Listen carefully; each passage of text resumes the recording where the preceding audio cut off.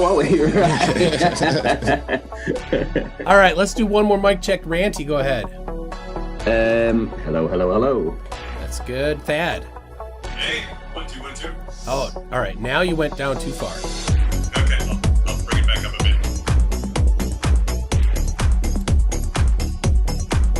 1 2 1 2.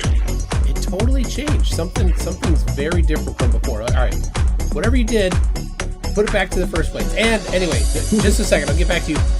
Loki Fish, how are you? I'll give us a mic check. Soylent Green is made from people. There you go. All right, let's hear you one more time. It's tasty. And Soylent Green is tasty. There you go. Yes, all it right. is. That's it. We're all good. All right, everybody. All right. And here we go. Welcome, everybody, to the Toon Show. I'm your host, MC Toon. Tonight, we are talking about sextants and flat Earth. Just an hour ago,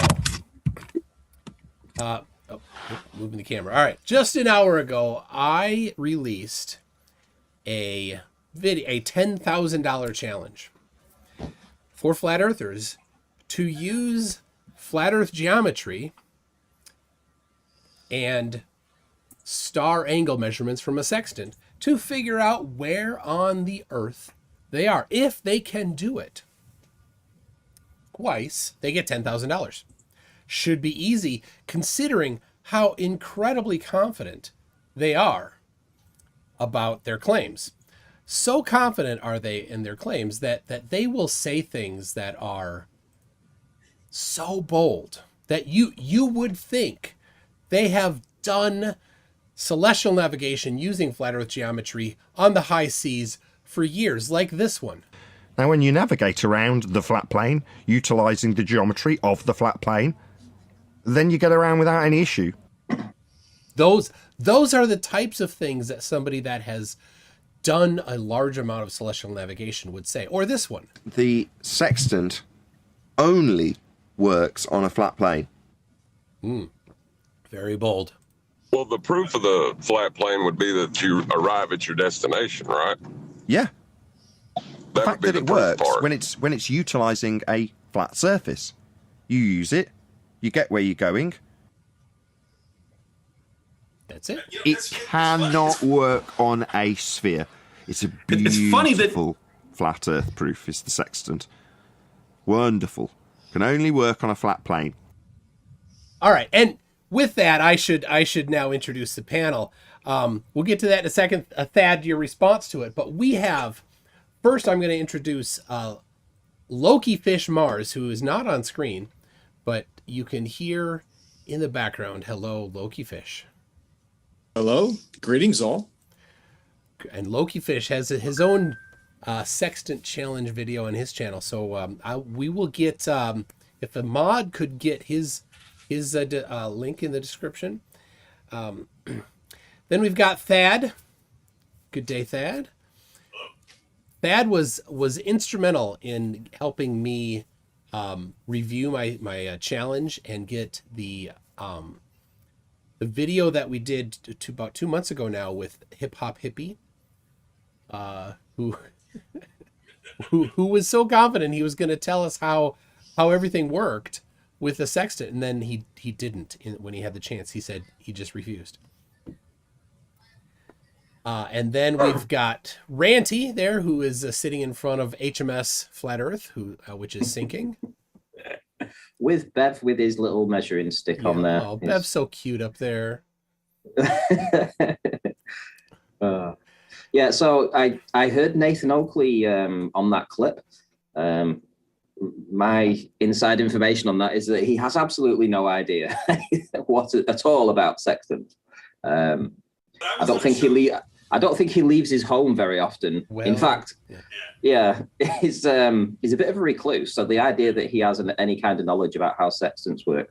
Well, when I was on his show a couple of weeks ago, he basically screamed he's never done it. I mean, I thought that was very hilarious. He kept talking so confident like he was an expert. And at one point he said, "I've never done it." And I'm like, well, why do you claim to be an expert? And I actually asked that, but of course he had muted me at that point. So yeah, how could you say such bold things without some sort of like confirmation that you've done?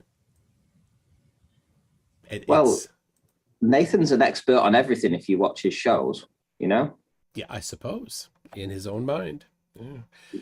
But not many people know that he rehearses religiously that same diatribe that comes out. He will spend hours and hours saying the same things over and over and over again, so that when he gets into a debate, it just rolls off the tongue. Does he say it privately or just when he's talking with other people?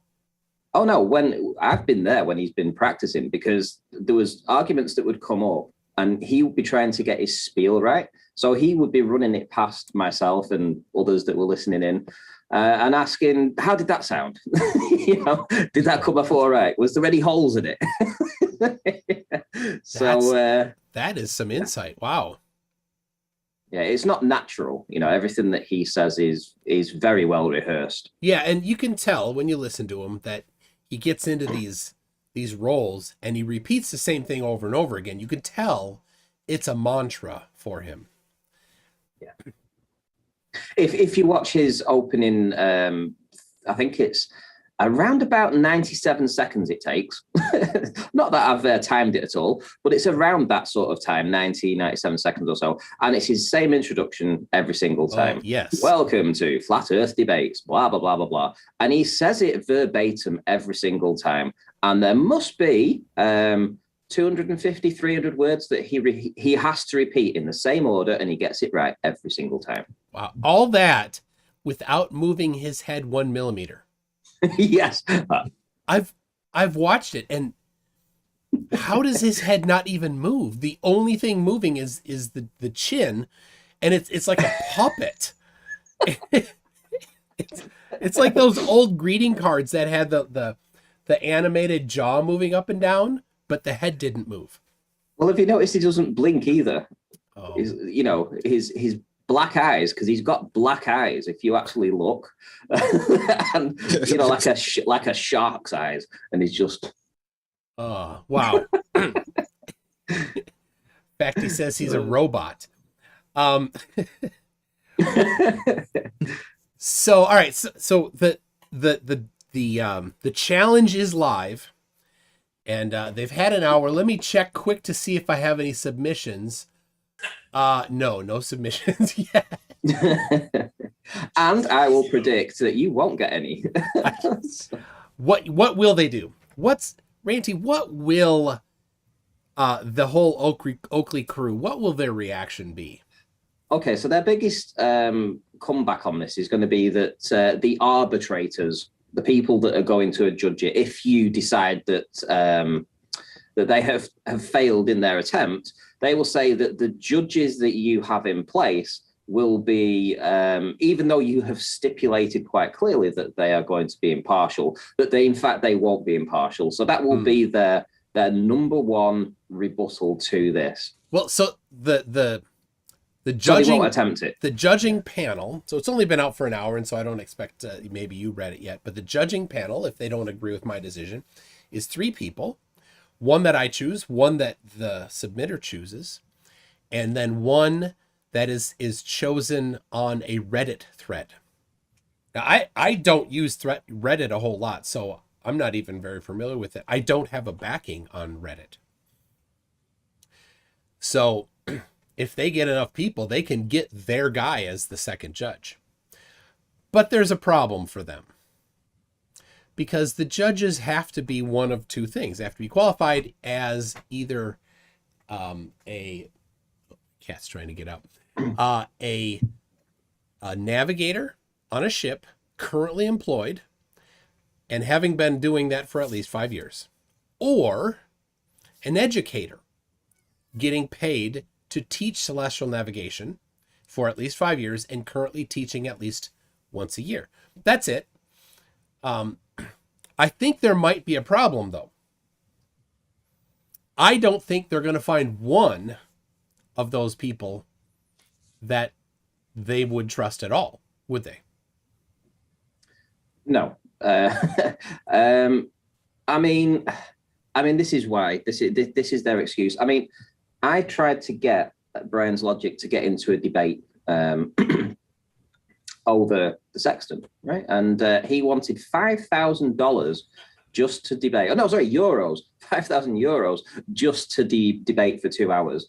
And this is stemmed, I think, from Mitchell. So I think all of them are doing this now. This is their get out of jail free card. Yes. It's like, we could debate, but we're not going to. But the thing is, a true flat earther wouldn't care about money. That's the first thing. First and foremost, they money to them is irrelevant. It's all about the truth, getting the word out, because essentially it all boils back to the word. It all boils down to God. And if you're going to be preaching, you would preach for free.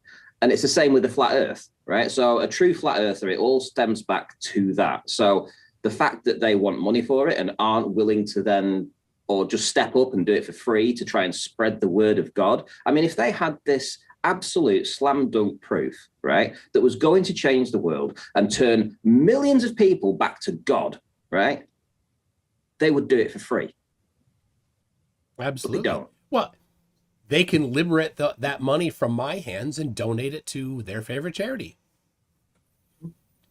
Somebody on Twitter used that particular thing of, oh, I don't care about money, therefore I'm not going to try. Like, it's just a cop-out. But I'm like, you can donate it to charity. And then I even offered, I said, tell you what, if you send me a submission, even if it doesn't work, I will donate $100 to World Vision. You donate $100 to World Vision. He didn't answer for some reason. He's been silent for a few hours. Right. So, I mean, the whole premise about flat Earth, anyway, the whole premise about this, it's all been lost in the last few years. It's all lost its way, because the original idea behind all of this was that the Earth was flat, right? And it was about telling people about it and about proving it. And what it's turned into camps where nobody from the flat Earth side is willing to step out and have their evidence held up to scrutiny, because they know where it's going to end up. And this is like, it's like they know that they're going to lose part of who they are, their persona, their online life, because a lot of them don't have a life in the real world. So by losing that person, whoever they are online, if they lose that, they have nothing. And they're not prepared to do that. They have a group of people that they socialize with online regularly, right? And this is for most flat earthers, not all of them. Some of them do it for money, right? Like Nathan Oakley. But the vast majority are happy in their little sect. They're happy to do it, and they don't want it tested. They don't want it to be proven that it's not flat. Yeah. So that's why they won't do it. Yeah, scared to test it. So Thad, we were talking, I think just yesterday, about whether or not this could be manipulated somehow. So to review, the challenge is that they need to use a set of 3 measurements of star angles using a sextant to get the position of the observer on the Earth within 25 miles. They can produce in latitude, longitude, or a landmark, or a distance from some landmark with a bearing, a street address, anything like that whatever they can do to uniquely identify the location within 25 miles. They do it once. I send them a second set that they've not seen. They don't know what the second set is. They use the exact same method, do it a second time, and they win. That's it. So Thad, what were you thinking? What was, when you're like, how could they maybe do something? What were you going through? So in order to actually take the various angles and the movements we get of the celestial bodies that clearly match what you would expect from a globe and somehow say it's on a flat Earth, you would have to invent some sort of like strange version of refraction, sort of reverse refraction. I think I called it flurfraction in our conversation, where, okay, yes, we're on a flat plane, but all of the light is bending by some rule that we invent based on it'd have to be based on our latitude and some other factors, so that wherever you happen to be, things are bent in exactly the same way you would expect to see them from a globe. It would be a very curious and complicated bunch of hoops to jump through, but but yeah, you would have to invent some sort of completely unsupported and never witnessed in actual nature version of light refracting in some way in order to come up with that. So. It's the ultimate begging the question position.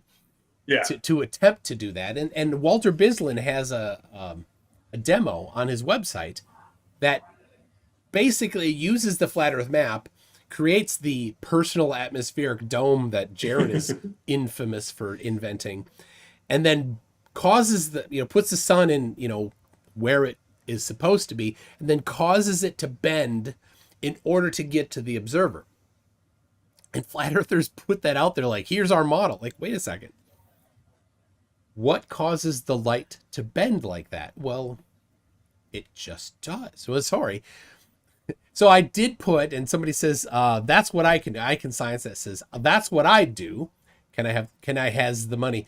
I put a provision in there saying, if you're gonna, light can only travel in the ways that it's been documented to travel. You can't invent some arbitrary reason. So, all right. Yeah, the problem with them claiming that, my cat's got it. Yeah, the problem with them claiming that is you would have to see it for more than just the celestial bodies. You'd have to see it actually have that effect on other things. We should see airplanes would not appear in the sky where they know where they actually are. You would have to be able to observe that effect happening to other things, not just the celestial bodies.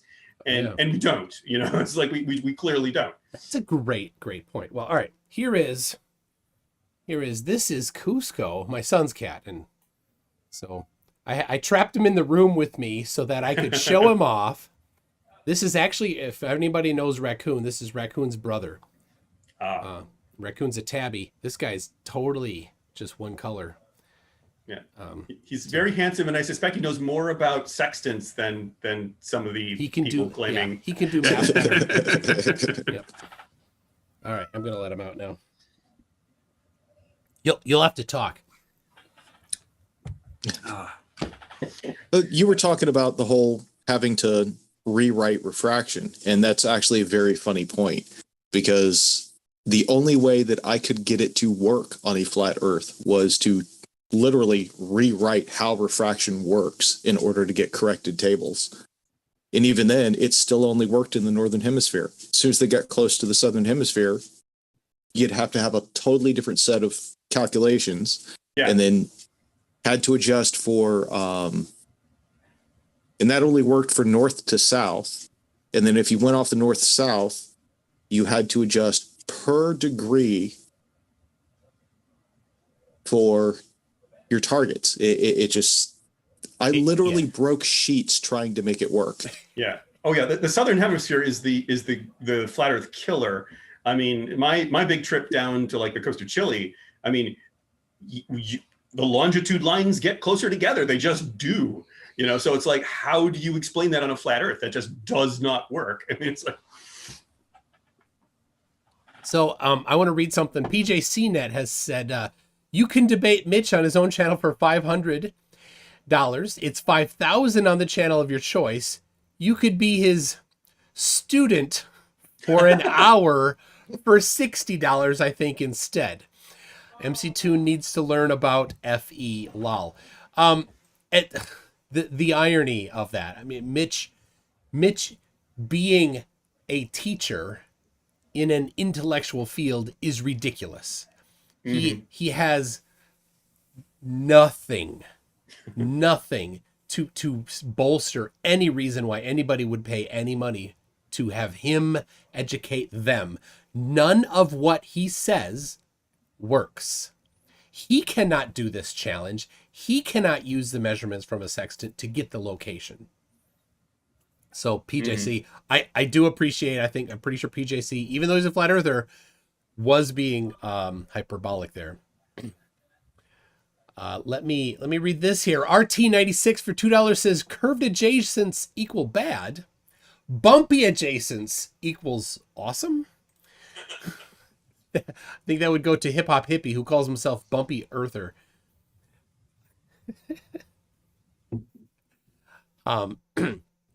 So for reference here, and if you're wondering, ftfe has no internet tonight. His internet is broke, I think, because of that there's a storm, I've heard. I don't know. I don't believe it. I've not seen it with my own eyes, so it probably is all fake. And of course, you can't take video or photos because they're fake too. They're all fake. Everything's fake. If I didn't see it myself.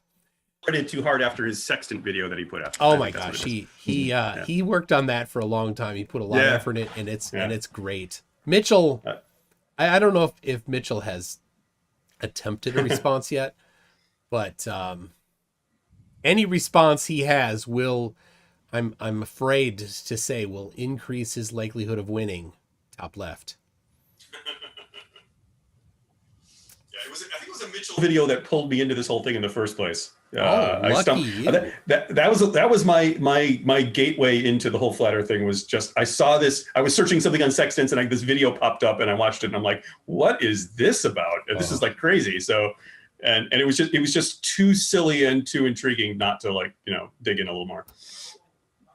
Well, I encourage everybody, go to my website and find it's not on the main page yet. I'll add that there, but if you just go in the search thing and type challenge, you'll find it. And read the rules. I would love to get feedback on the rules. I sent it to several different people, including Thad. Did I send it to you, Loki? Did you have a chance to look at it? Yeah, I've looked at the rules. Okay. But it's tough to know, well, what the biggest challenge isn't that a flat earther might do it. The biggest challenge is that somebody that can do math, a normal person, could figure out a way to reverse engineer everything so that it works. But there are things in there that will prevent that. Like, you can't, what's the position of the stars? Well, you got a globe, and then a concentric sphere around the globe is the celestial sphere. And all the nautical almanacs place the stars in that celestial sphere. So they can't use that because that presumes a sphere. That presumes a globe. So if they can't use the nautical almanac star positions. Tough. It presumes a globe. If they use a map, they can't use a map that presumes a globe. Good luck there.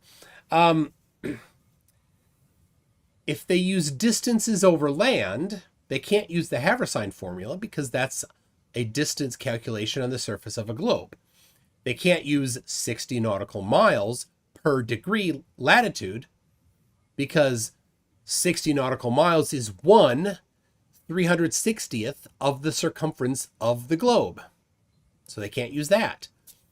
So I don't know how they're going to get a circle of equal altitude even if they did have a flat Earth star map, which doesn't exist, so they're going to have to create one. But to be clear, Oakley talks in the past tense about it. The sextant only works on a flat plane. So by those words, you'd think that there is already existing flat Earth geometry. Well, the proof of the flat plane would be that you arrive at your destination, right? Yeah. The That would fact be that the it proof works part. when it's utilizing a flat surface. You use it, you get where you're going. The fact that it works. That's a present tense. Like, it is currently working using flat Earth geometry. But I've not seen any of this flat Earth geometry. No. See, the history of this stems back to, it would have been the back end of, we're in 2022, it's 2021, so back end of 2020. So it would have been around about November of 2020, when 10th Man first started mentioning it in Nathan Oakley's panel behind, not the main show, the after show. And I think it was in about January or February of last year when Nathan asked him to actually talk about it on the channel. And Nathan didn't jump all over it originally. So he wasn't all, this is a great proof kind of thing. He was just letting him say what he needed to say, whilst clearly I wasn't in the loop at that time, but Nathan would have been, figuring out how to use the rhetoric, trying to get his spiel right before he gave his big thumbs of approval. And then once it was cemented in their argument, and they called it the flat earth proof of 2021, nothing's better than this. This is the number one proof. Mitchell said it's the number one proof. It only works on a flat plane. I mean, the amount of times that they've said this, there must be hundreds of times. And Nathan Oakley's debates this past year, almost every single show, they have talked about this without fail for about 15 minutes, right? So it is absolutely in the forefront of their argument currently, right? I know and that, just as an aside, I know that because I went and got those audio clips. It was not hard to find. No. They're everywhere. No. All right, go ahead. And there's one last thing that you probably didn't hear, but it would have been in around about April of last year or something like that, sometime around that time, April, May. And 10th Man turned around and said, and Nathan agreed, and the whole panel agreed, that the globe model works fine with the sextant, and it can get you within 1 mile or so of your destination. But a flat earth would also work, and it would get you within 20 miles. And they said that. And it's interesting that you chose 25 miles. Yes, it's interesting that you chose 25 miles, because I thought maybe you'd heard that when they made that claim. But it was a definitive claim by them that they could get anywhere on anywhere in a boat to within 20 miles. All just on wild conjecture. Wow. All just on wild conjecture, yes.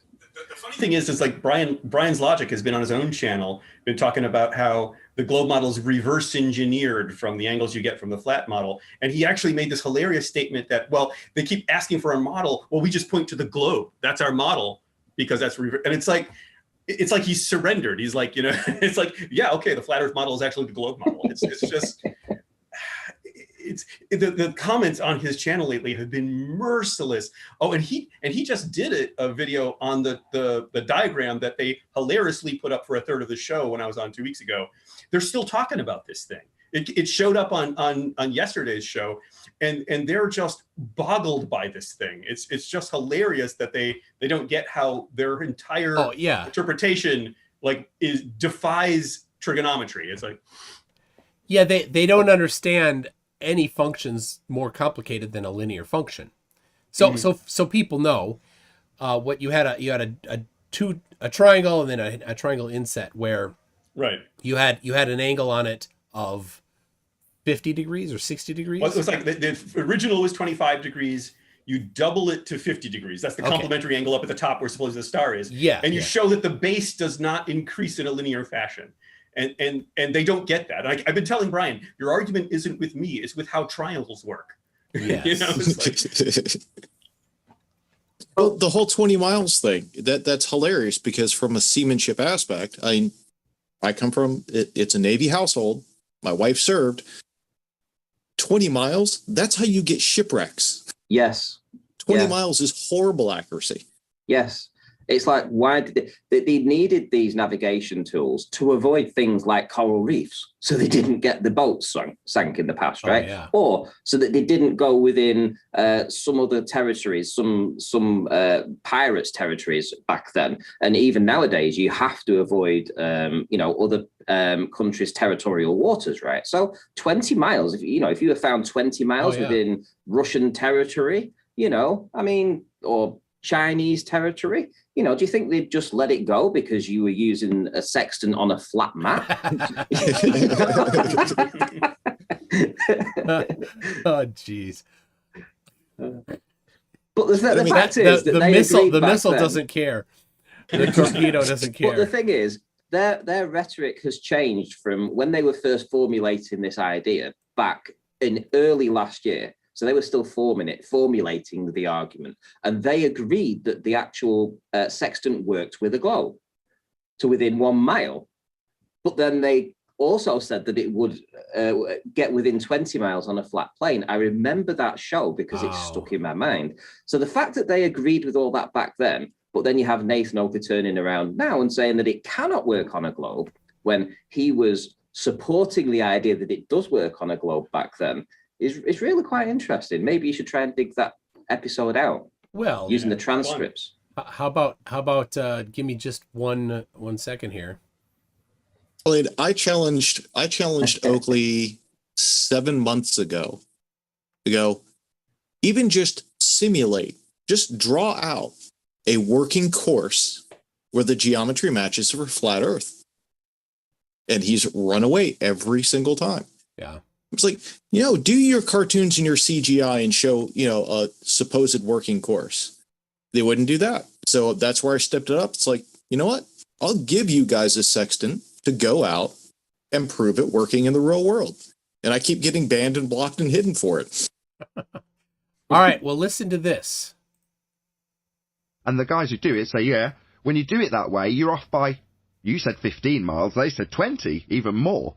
But they're like, but that doesn't matter, right? Once you've roughly got your position to within 20 miles, that's good enough, and off you go. Okay, but as an argument, I would say... So, all right, that might not have been it.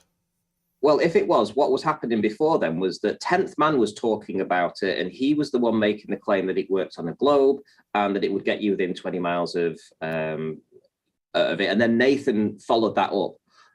So that was, as I say, it was early last year when that happened. Okay. That was 1481. Flat Earth Debate 1481. Education Wars. Right. Can I just respond to Graham Price, who says that odd that Ranty put so much faith in navigational instruments now when he spent years pretending that every navigational instrument on Earth was either fake or not based on the globe. I never got involved in that argument. That was one thing. I only stuck to one thing. That was visual optics, primarily, what happened when you looked over water. I mean, I didn't get involved in any of the other arguments. I left that for other people. If you knew anything about me in that argument, you would know that. So sorry, Graham. Yeah, well, Graham. I'll just say, as someone who's actually worked developing aerospace instrumentation, I will say that on Facebook recently, I admitted to I am the guy who puts the chip in the gyroscopes that makes them simulate the Earth spin. I did actually confess to that earlier. So, Geistview says 20 miles, you can miss your shipping channel or your river entrance. Yes, a river entrance. That's a big deal. Or you could just end up in a wrong country. Yeah, if you're 20 miles away from a river entrance, you can't see the river entrance. It's too far. Well, how wide's the channel? Yeah, I don't know how wide shipping channels are. No, I mean the channel between France and England. That's about 20 miles, isn't it? Oh, I don't know. That's a long way. You're the one that lives there.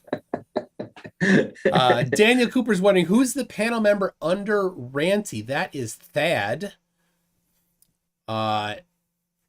He helped me quite a bit on the challenge we did with Hip Hop Hippie. You bought the book that I got on Kindle, right? You have the paper copy of it. Yeah, I went through and sort of picked out some good examples for, like, say, the practice version, and for the one we actually used in the challenge. I pulled out some that I thought were good examples and sort of formatted them. That's all I really did. So. Yeah. So for example, we took some of the measurements from that book, not the exact one that we used, but I sent that to other people, not ftfe. He did not know what I was doing, but I sent it to Bob the Science Guy, and he came back to me with a position. Again, not for that exact one we used in the challenge, but for a different one, and he got it right. I was just with the nautical miles, that's really good. Yeah, I want to make sure that all this stuff checks out. Because I've not done it. I've not been a sailor, so I understand the geometry of it, but I'm not a sailor, so I've not done it myself. Yeah, well, I'm a hack amateur sailor, but I've done enough of the celestial navigation because I love math. So it's like hearing these people claim that it works on a flat Earth is just like that. It wounds the math nerd in me because it doesn't work that way. Do you know what their entire argument is based on, though? It's not whether the actual sextant can get you from A to B. It's nothing to do with that whatsoever. It's all to do with this 90 that they talk about. That's all they talk about. Yeah. They're interested in that. It's the only thing they want is this right angle. If they've got a right angle, they can make it a plane, right? Because if the Earth is flat and you're on, you've lined up your horizon, the horizon has to be level for you to get your 90 degree. So if like so, and if it's dipping it down, if it's going away from you, and then you point to the horizon, it'll actually, it's not even the way that it works, but they will say it's from the observer looking out to the horizon. So it will actually extend the, the angle from 90 degrees to, let's say, 91 degrees. Well, that's not 90 degrees, right? Yeah. So that's their entire argument. It's not about if it works, right? Or getting from A to B. The funny thing is they seem to confuse right angles for right triangles. I keep hearing this argument over and over. It's like, I say, like, there's no right triangle, and they'll show me a citation that talks about a right angle. And I'm like, do you not understand that angles and triangles are different things? It's like the disconnect they have on very simple geometry is just amazing. The other thing that none of them seem to understand is that you can measure an angle between curved lines. Yes. Oh, absolutely. They do not understand that. So when every time they say curved adjacent, they are admitting that they don't understand that you can obtain an angle between two curved lines, or a curved line and a straight line. They don't even understand that basic bit of geometry. So, and for reference, flat earthers, if you're listening, Euclid's Book 3, Proposition 18. Yep. The one thing I did find inside the flat earth community when I was a part of that entire crew was that, and this is talking about the potato heads, the Nathan Oakley's, Sleeping Warrior, all that. They don't understand 3D. They cannot work in 3D. Their entire thing is just in 2D. So often you would have seen me doing presentations, using Google Earth and stuff like that. They hadn't the foggiest idea what the hell I was talking about most of the time. You're going over their head. Right. And it was just basic stuff. I mean, even just using Google Earth, I knew implicitly what the argument was, and that I was using a globe Earth model, right? I knew what the elevation profiles were showing. I knew exactly what that was. And when Quantum Eraser went to where Soundly did Lake Pontchartrain, and he was on one side of the lake, and then he went to the other side of the lake, and he says, look, it's 0 elevation here and it's 0 elevation here. The Earth is flat.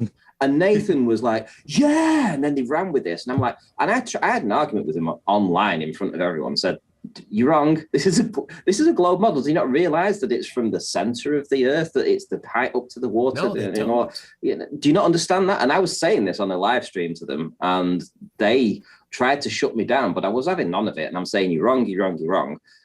So I stayed away for a few days, and they carried on pushing that, and they still push it now. It's super common. Just today, somebody on Facebook was talking about rivers, like the Mississippi River, that tides go up and down, and then 90 miles upstream, that they find salt water 90 miles upstream. Well, understanding the globe, you'd say, well, what's the elevation change 90 miles upstream? Is it the height of the tide plus other factors like water has momentum and things like that? Well, no. He's like, well, in 90 miles, there's X curve. Like, that's not elevation. No, that's the Bob and Alice fallacy that, again, Quantum Eraser pushes. Have you heard of the Bob and Alice fallacy? Yes. Yeah. Oh. As a developer of cryptographic software, I'm quite bothered by the Bob and Alice usage, because that's commonly used in cryptographic software analysis conversations. I do have to say that I think the person most in danger on Nathan's group of becoming the next Ranty, if I can say that, it might be Adam Meakin, because he seems to understand some trigonometry. He seems to understand the globe argument better than some people. Like in yesterday's thing, he was talking about my diagram, and he kind of understood my argument. And then Nathan cut the show off. He had hit his hour, and I think he sounded like he didn't want Adam to go. He doesn't want him to follow any longer on that conversation. It was like, okay, we're at the end. Let's stop. Nathan's the shepherd. I'll give you an insight as to what happens after a show, because there was there was the longest part in the early starts of the show where they didn't have the pre-show and after show. They didn't record that, so they just did the 1 hour straight show, etc. And even after, when they actually did the after show, sometimes you would catch that in the early days, this conversation after the show finished, and it was to do with, once the show had finished, if you kind of said something out of place, or some, very rarely me, because I didn't get involved in any other argument apart from the presentations I was doing, you know, showing like, you know, you can see further than you should do on a globe, and they were all loving it. You know, we didn't understand refraction basically, and I didn't either. So, but that's beside the point. When we were talking about other stuff and other people who had been in a debate with somebody, if they screwed up, Nathan was all over them like a rash. Wow. I mean, yeah, I mean, he would spend. Well, he would immediately tell you where you'd gone wrong. You shouldn't have said that. You shouldn't have let him do that. You need to do this. You need to do that. And he would spend hours and hours berating you. Wow. Not me. Naughty acolyte. Naughty disciple. Yeah. That's funny. All right, I got a question here from Tony Regime. Says, what are the chances that they use the globe model to actually get the position, then present some BS method for how they calculated the position? Well, the rules state that that they have to detail how they did it, and that a third party must be able to use that method, and they must get the same position. So if they just come in and say, oh, well, that angle measurement, something, here's the position, that doesn't, it's right in the rules. It doesn't count. You need to detail how it happened. And if there's any constants in there, you need to include the derivation of the constant or a link to the derivation of the constant. So if they include something that's a correction, or a formula that's a correction that modifies things, they just need to include it. And if it's clear that that is just a transformation to a globe, well, you're presuming a globe. You're out. It must be flat earth math, flat earth geometry. So another one from Unlocked says, so we can't use a map based on a globe or the almanac.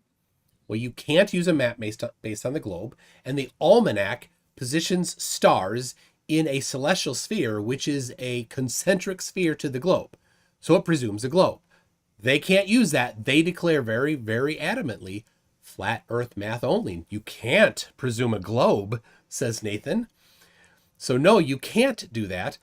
He says, I might find a way around the almanac, but the map is the impossible problem, I think. But I love a challenge, so I'm going to try, but I'm not a flatard. So I will give you this. You can get your position using celestial navigation without a map. You can just do it in pure math. To get your, yeah, latitude. That's how it's typically done. There's no actual map done in software when it's written. Yeah, plotting charts don't show any land masses. No.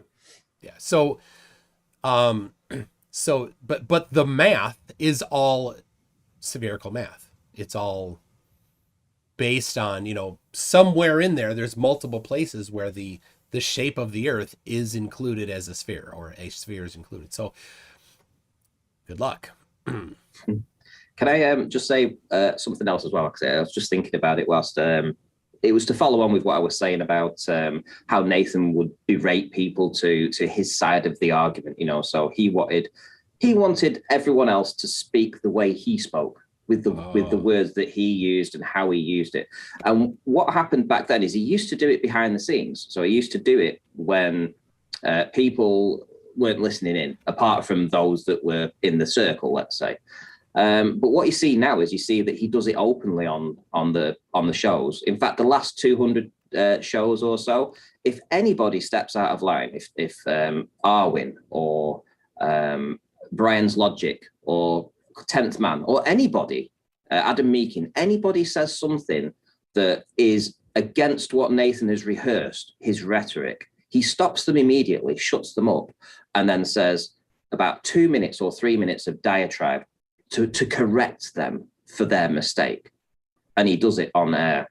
So what you see on air now, currently, and how he berates them and how he tries to condition them is exactly how he did it behind the scenes, Just wanted to say that, because what I mean is Mitchell, 10th Man, Brian's Logic, those guys that are and Nathan, those 4 people that are really pushing the sextant idea. It was 10th Man's original idea, right? But their argument comes from Nathan. If you listen to their argument is exactly verbatim what Nathan says. And Nathan corrects them every time they start speaking about the sextant. Nathan will interrupt if they say something that isn't so confined to a very small, narrow window of this 90 degree, right? So he corrects them to that. Very interesting to watch how he psychologically manipulates them into that. So he's the one that you need to go for the sextant. He's the guy. And of course, it all relies on the misunderstanding of it's really a middle school geometry thing that you're taught that you can measure an angle between curved lines. The idea of a tangent to a line is not something that they wait until high school to teach. Nathan uses to try and stop the whole argument is, well, you can only measure an elevation angle off of a flat baseline, and he does that to stop the conversation from going any deeper and showing all the contradictions in their argument. It's like, well, no, we don't even need to talk about that because you already have an elevation angle. You obviously got that off a flat baseline. That's the only way you can do it. Therefore, we've already won. There, it has to be flat, which is absurd. They're absurd. There's countless citations that show that yes, exactly. And I've pointed that out to people. It's like, in the manual to my sextant shows that exact diagram. Countless other citations show that's how you get elevation angles. The documents they look at, they have the quartermaster's 2 and 3 Navy training courses discusses it that way. There's some other book that they claim as an authoritative source, Harold Jacoby's Navigation, has a diagram. That's a very old book, and it has a diagram like that. Yeah. They look at these authoritative sources that show exactly that, and they just ignore it. They completely ignore the sections that discount what they say. Well, and when Hip Hop Hippie was on, he said, "Oh, well, there's this, therefore I win." That was all he had. Hold on a second. This diagram has the surface of the Earth, and this. They're separate. Yeah. Just having this doesn't make this flat. Can I just? This was going to be my kitchen science sextant. This is the kitchen science sextant. Very nice. This is how they use it on flat Earth. So you turn it and you got to look through it like so. And then you can also do it this way. Awesome. Flat Earth kitchen science. Yeah, that's how they learned the sextant. Joining us, we've got Bacon. Who, yes. Did you find me? You find me on Facebook, and then I brought you over to our Discord group, right? Yes, that's correct. All right. So yeah, Bacon has written some fantastic software that does the plotting visually. It's really awesome. Thank you.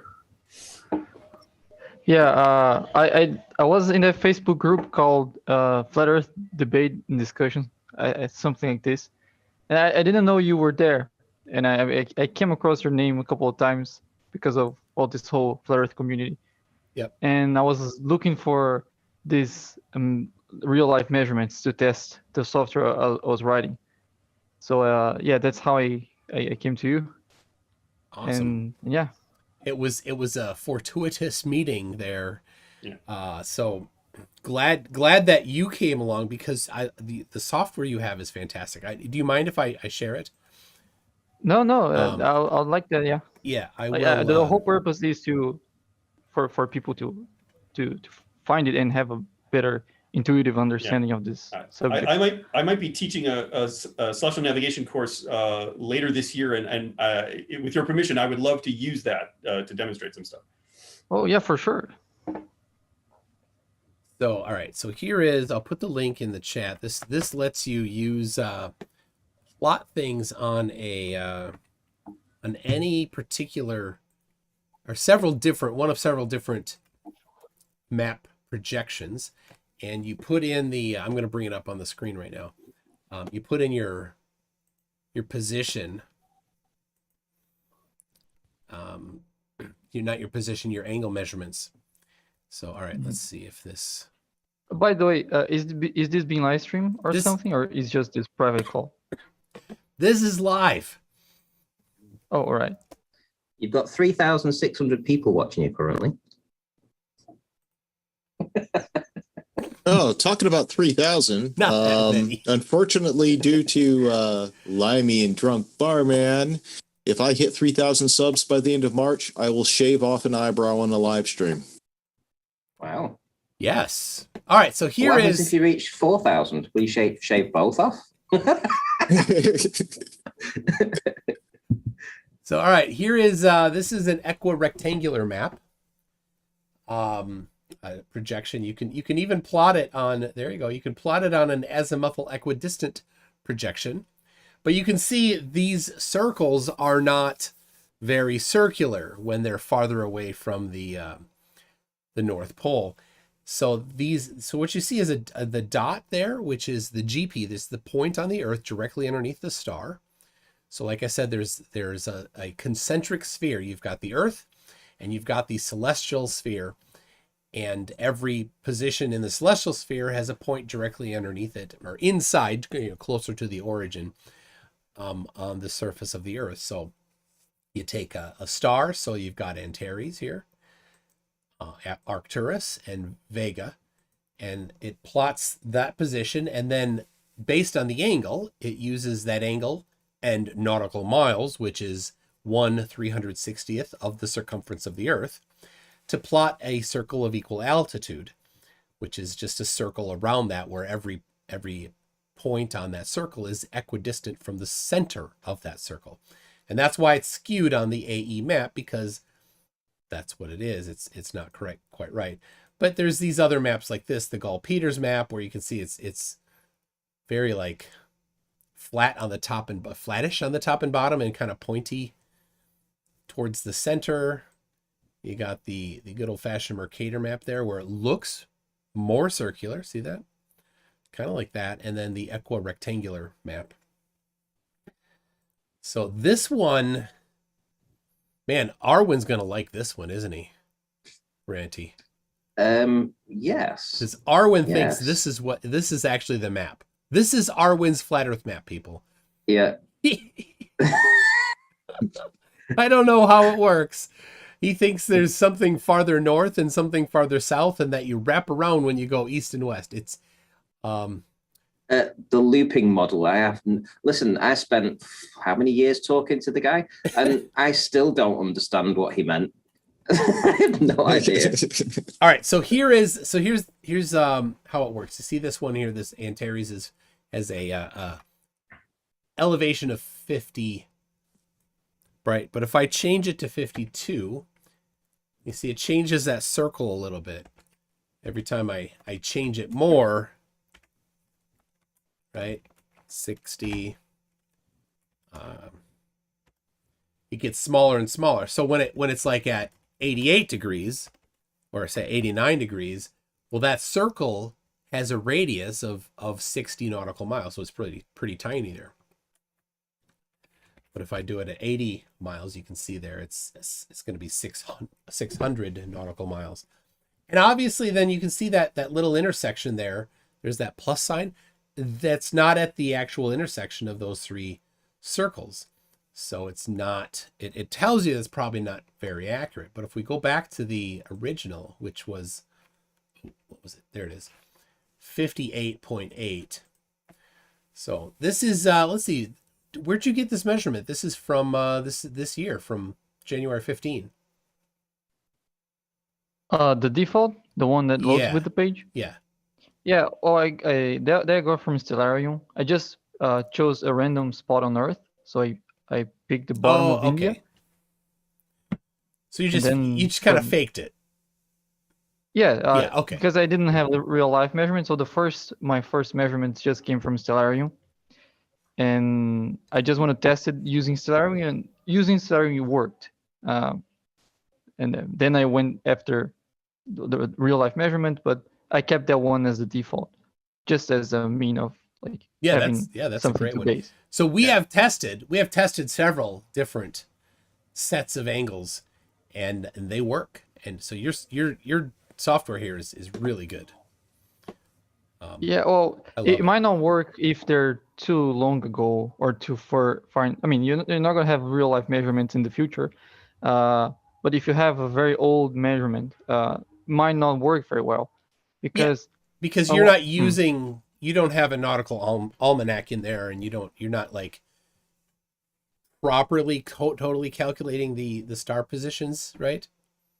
Exactly. Yeah, I have a single snapshot of all the stars GPs at a single moment in time. Yeah. And from that, I can calculate where they should be according to a sidereal day. Oh, so you're not including their movement either. No. Yeah. But because they move very little, this still works for like close years. So if you go back like 5 years, maybe even 10 years, it still doesn't give you something too far.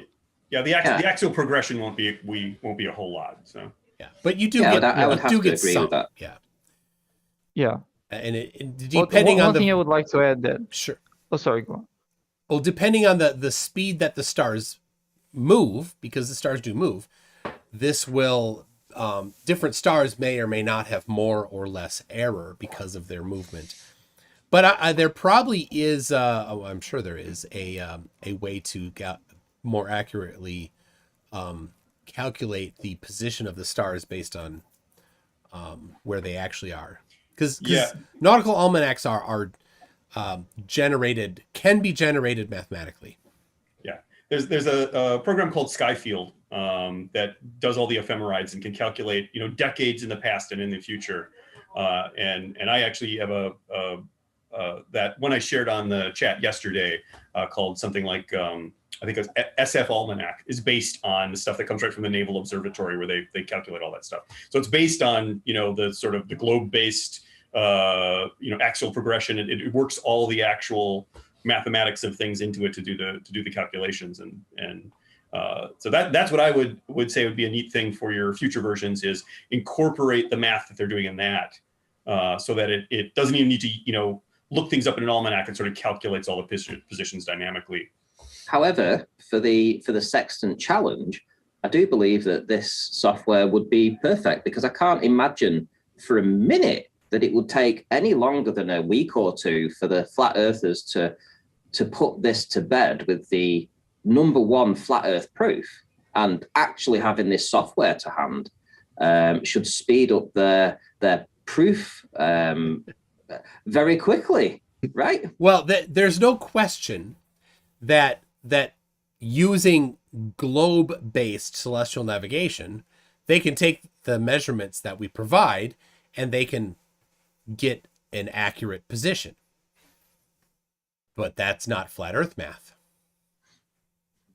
Is it? The ultimate test would be if you could draw your circles of equal altitude on an actual flat map, because that should represent the geometry of the actual flat earth. If you could make those intersect in the right place, you would then show that it works. But unfortunately, it only works if you draw it on a physical globe. If you want an actual circle, something that looks like a circle, they will only intersect in the appropriate place on an actual globe. So, there's that. So this right here, this particular one, this is the AE map projection with the circle of equal altitude not being actual circles. If this were a correct map, these circles would be circles on this particular view instead of these oblong things. So they're kind of screwed. But, that's why I created the 3D version, so you can actually see how the circles look like. Yes, and let's see, I don't think I have your 3D version handy.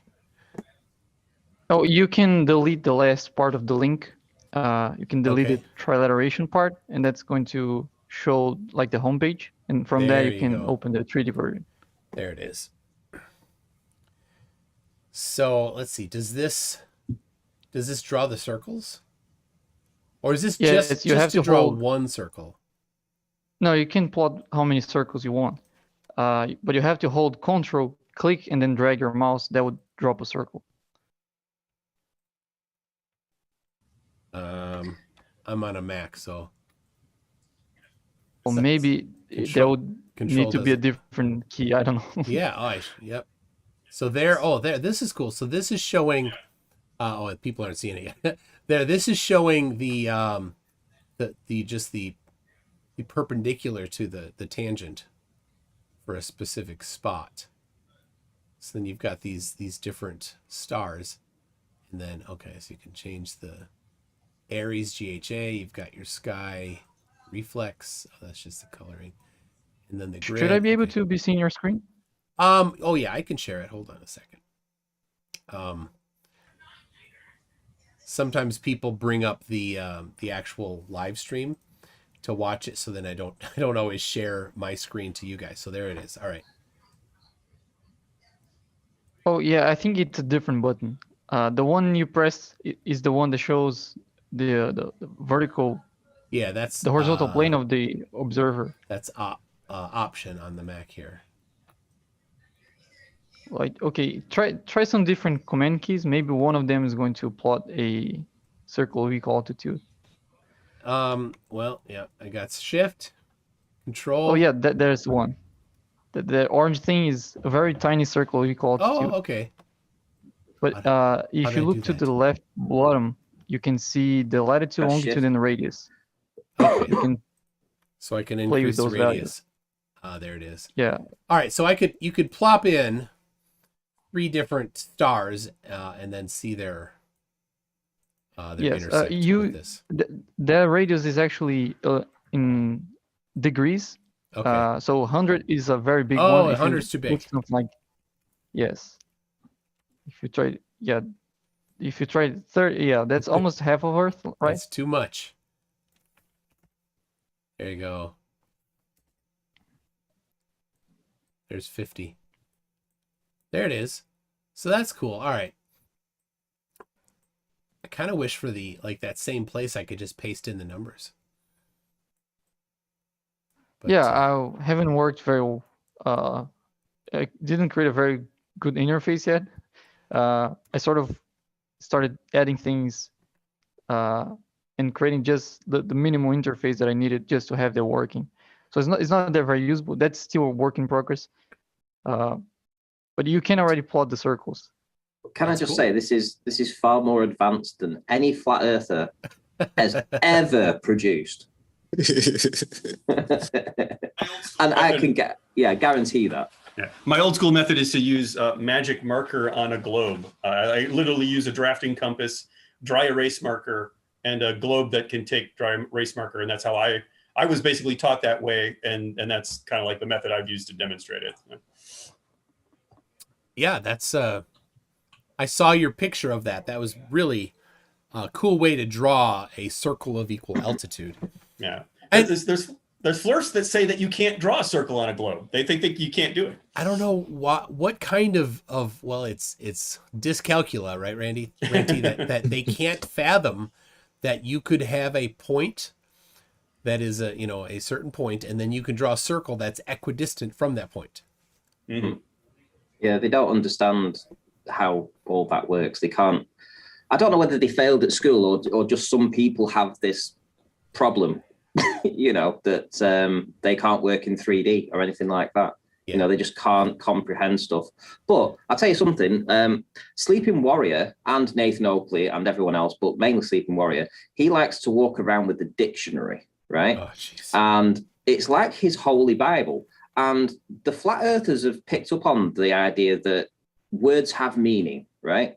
So the idea that all of last year, every flat earther, in fact, even this year, are going on about this being proof. I just wanted to clarify what the word proof meant in a dictionary format. So if we look at a noun for proof, it says evidence or argument establishing a fact or the truth of a statement. How about that? Okay. So I think, the fact that they're saying that this is a proof for flat Earth means that it's already an established fact. Yeah. Something that they should be very easy to pick up this 15 grand's worth of Bitcoin. It's $10,000. So $10,000. I transferred 0.4 Bitcoin which today is worth about 15 or 16,000. But the challenge is actually for a specific dollar amount, and the Bitcoin is what's backing that. So it doesn't matter what the Bitcoin value is for the day, as long as it's over 15 or over $10,000 in value. And is there a time limit for this? Is there a time that how long you're willing to keep this open for? There's no expiration, but I understand that I may at some point wish to take it down. So I have a provision in there saying that I can with a 30-day notice, I can take it down. So I can put a video on my channel and they have 30 days to submit it. So if somebody's right on the edge and I do that video, they're like, you got 30 days. Well, if you can't do it in 30 days, guys, and you're talking with the kind of confidence, right? Like this kind of confidence. It cannot work on a sphere. It's a beautiful flat earth proof, is the Sextant. Wonderful. Can only work on a flat plane. If they're that confident, 30 days, you don't need 30 days. You only need a couple hours. So I mean, I'm surprised that somebody hasn't emailed you it already. It should have. Yeah, they should be tripping over themselves to get it. Let me check it. Nope. Nobody has emailed it to me. Any word from Flatzoid? I mean, perhaps he'd be looking to take the challenge up. Well, it's probably a little inconvenient time for him because I think he's 2 hours earlier than you, Ranty, right? Yeah. So he's probably having nightmares right now because if he knew it was coming, he's just tossing and turning. He's gonna wake up in a drenched in a cold sweat, worried that someone will win before him. Yes, right, Mitchell. the challenge to all the other guys is that Mitchell's probably awake right now.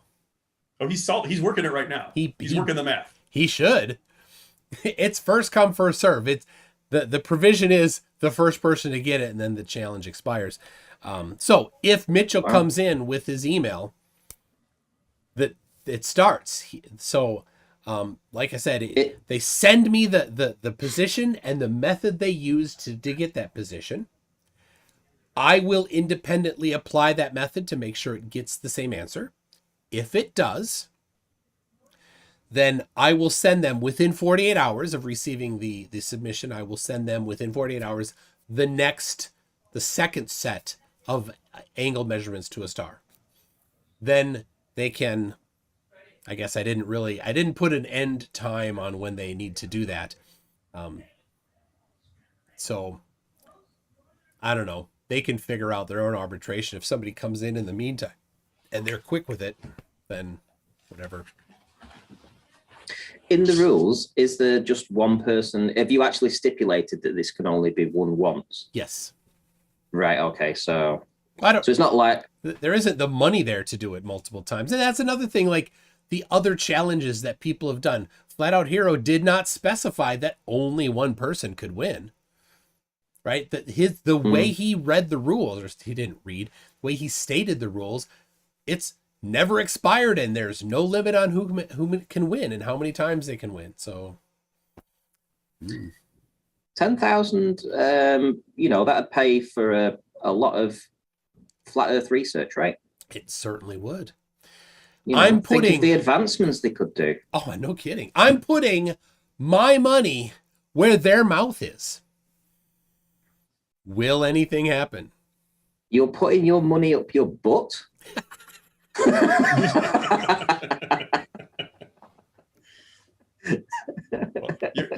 You're putting up more than I've offered on Facebook to give someone like an Amazon gift card if they could answer some questions, and no one ever won any of that. But you're putting up more than I ever thought to. I just one thought on that. I'm a stupid flat earther, right? And I'm just a loser. There you go. It's totally open. You just got to use flat Earth math and do it, and whatever. Go ahead, guys. Or fail. Fail. Go ahead. I took Mitchell's flat Earth school on the Sextant and couldn't find my way out of my house. Wow. What's so funny is his Sextant school actually takes longer than what it takes to get a certification. Yeah. Those weekend crash courses. It's so funny. And here's the thing: if the flat earthers really wanted to win this money, they could speculate by investing in a weekend course or a crash course in understanding how to use a sextant. They could actually go out and then buy a sextant.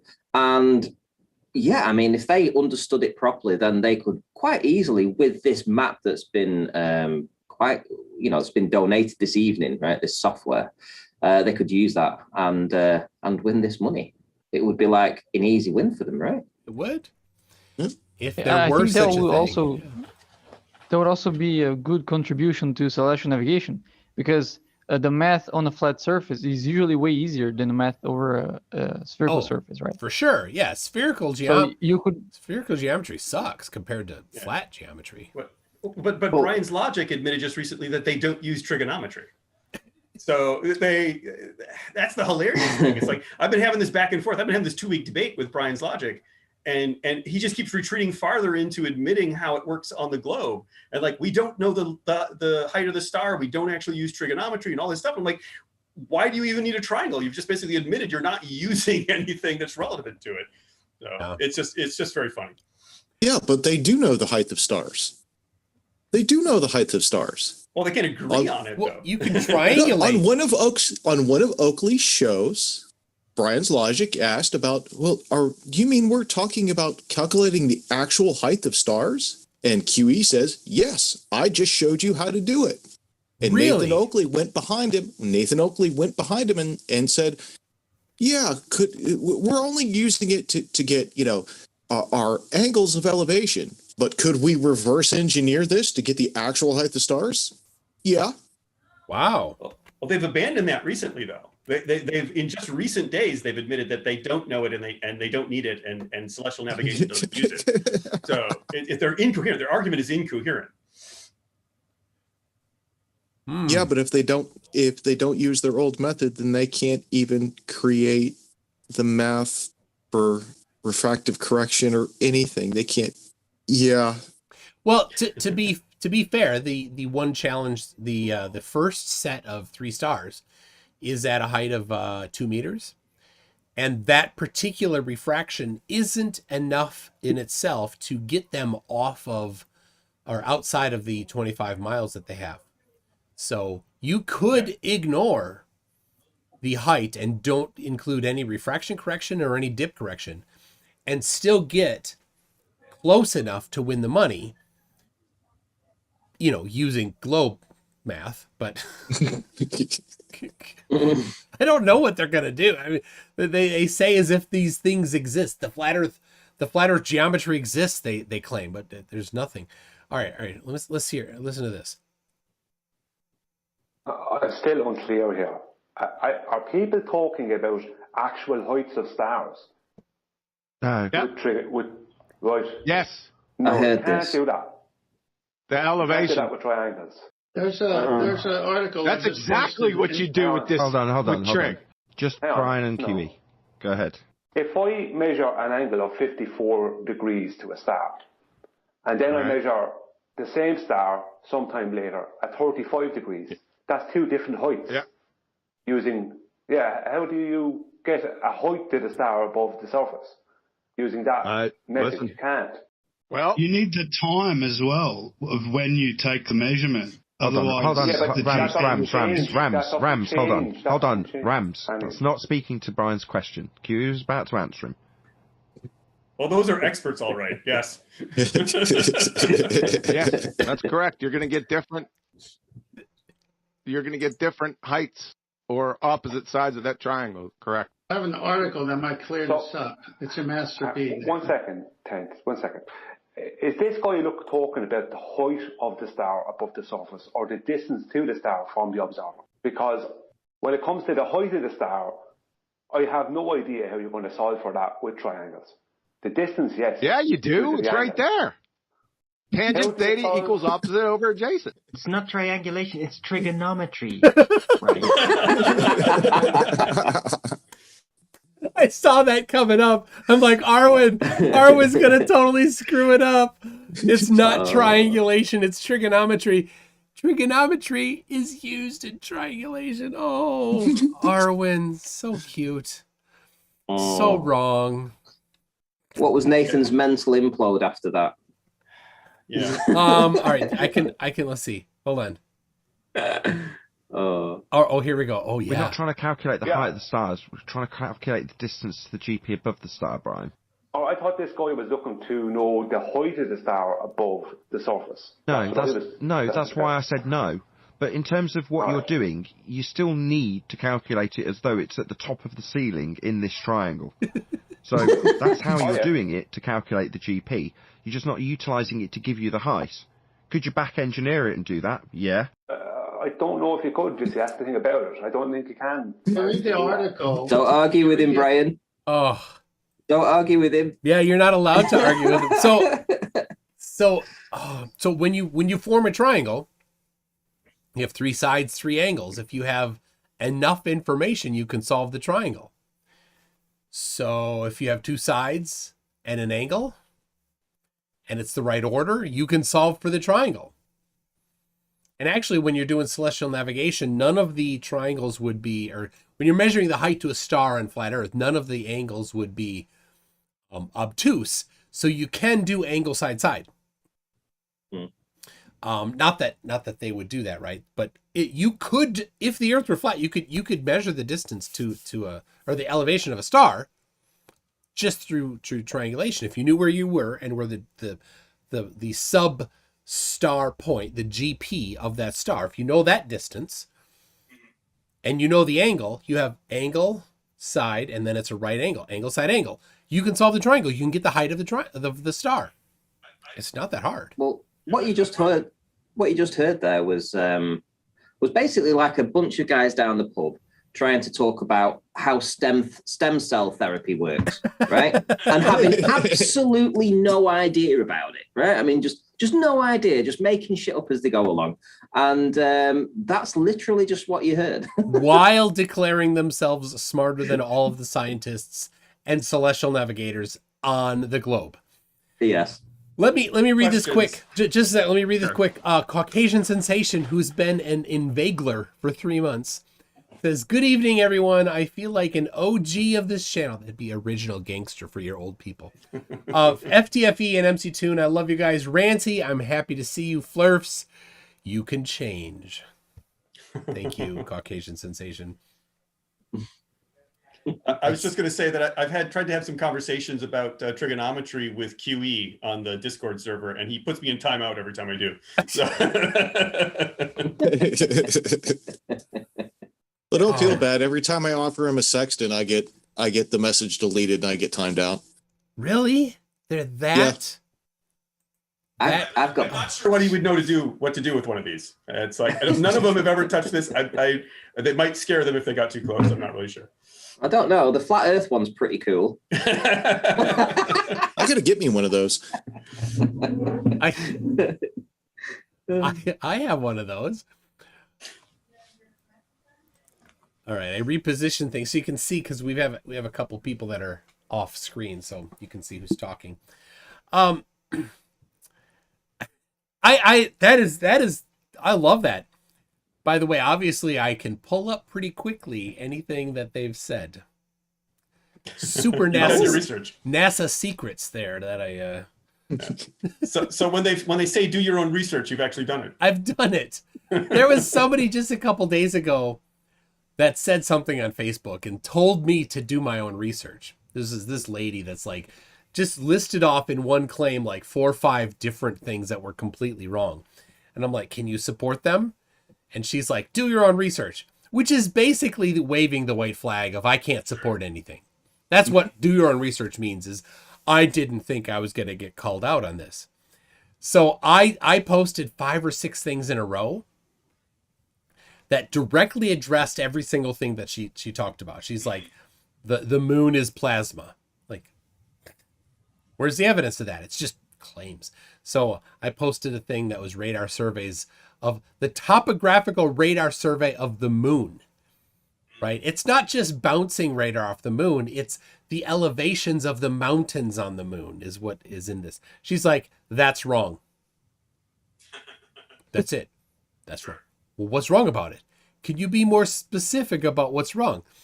No. And we've got, look at this. We've got a Brainy Beaver. Hey, all right. How are you, Brainy? Can you hear yet? Oh, I don't hear you yet, Brainy.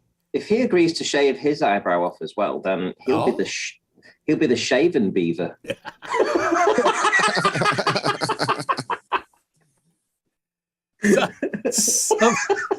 There we go.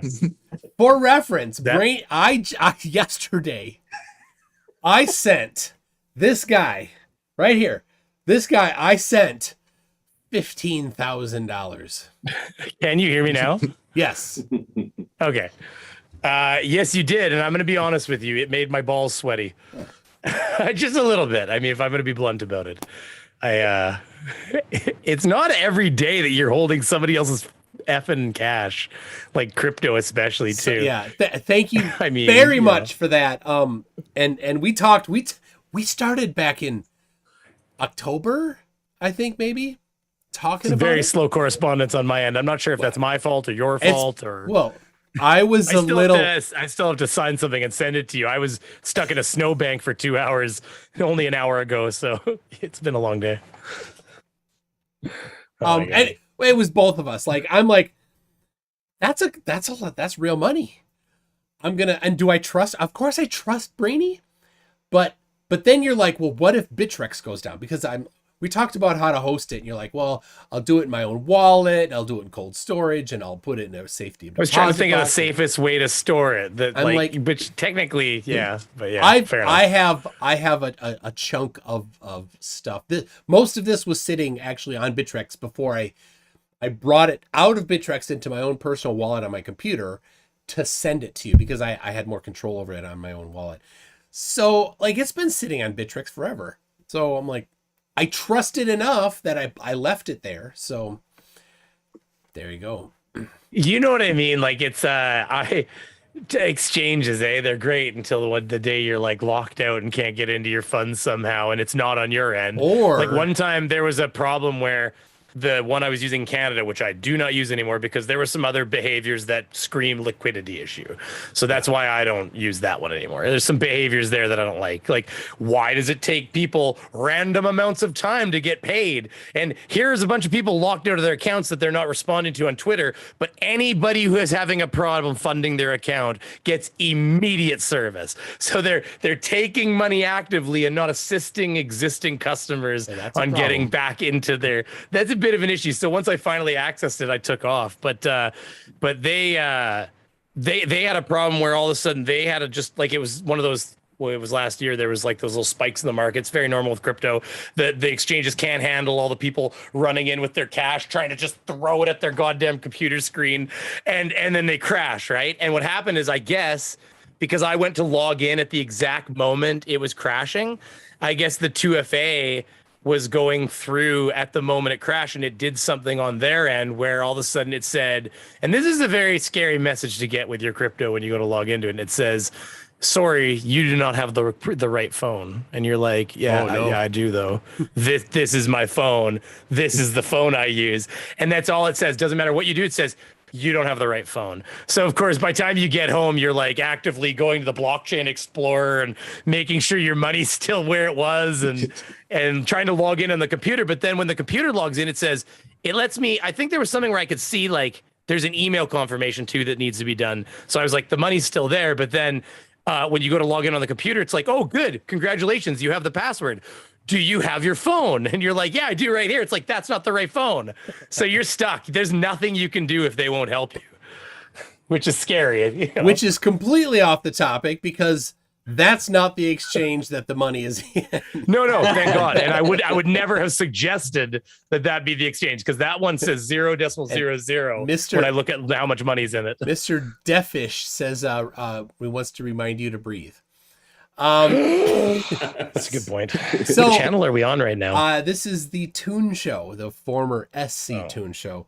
But Brainy, I'm just so glad that, because I started by asking who was like some Bitcoin YouTubers that I might ask to hold in escrow, but I'm like, I don't know these people and they don't know me. Jeranism. Yeah.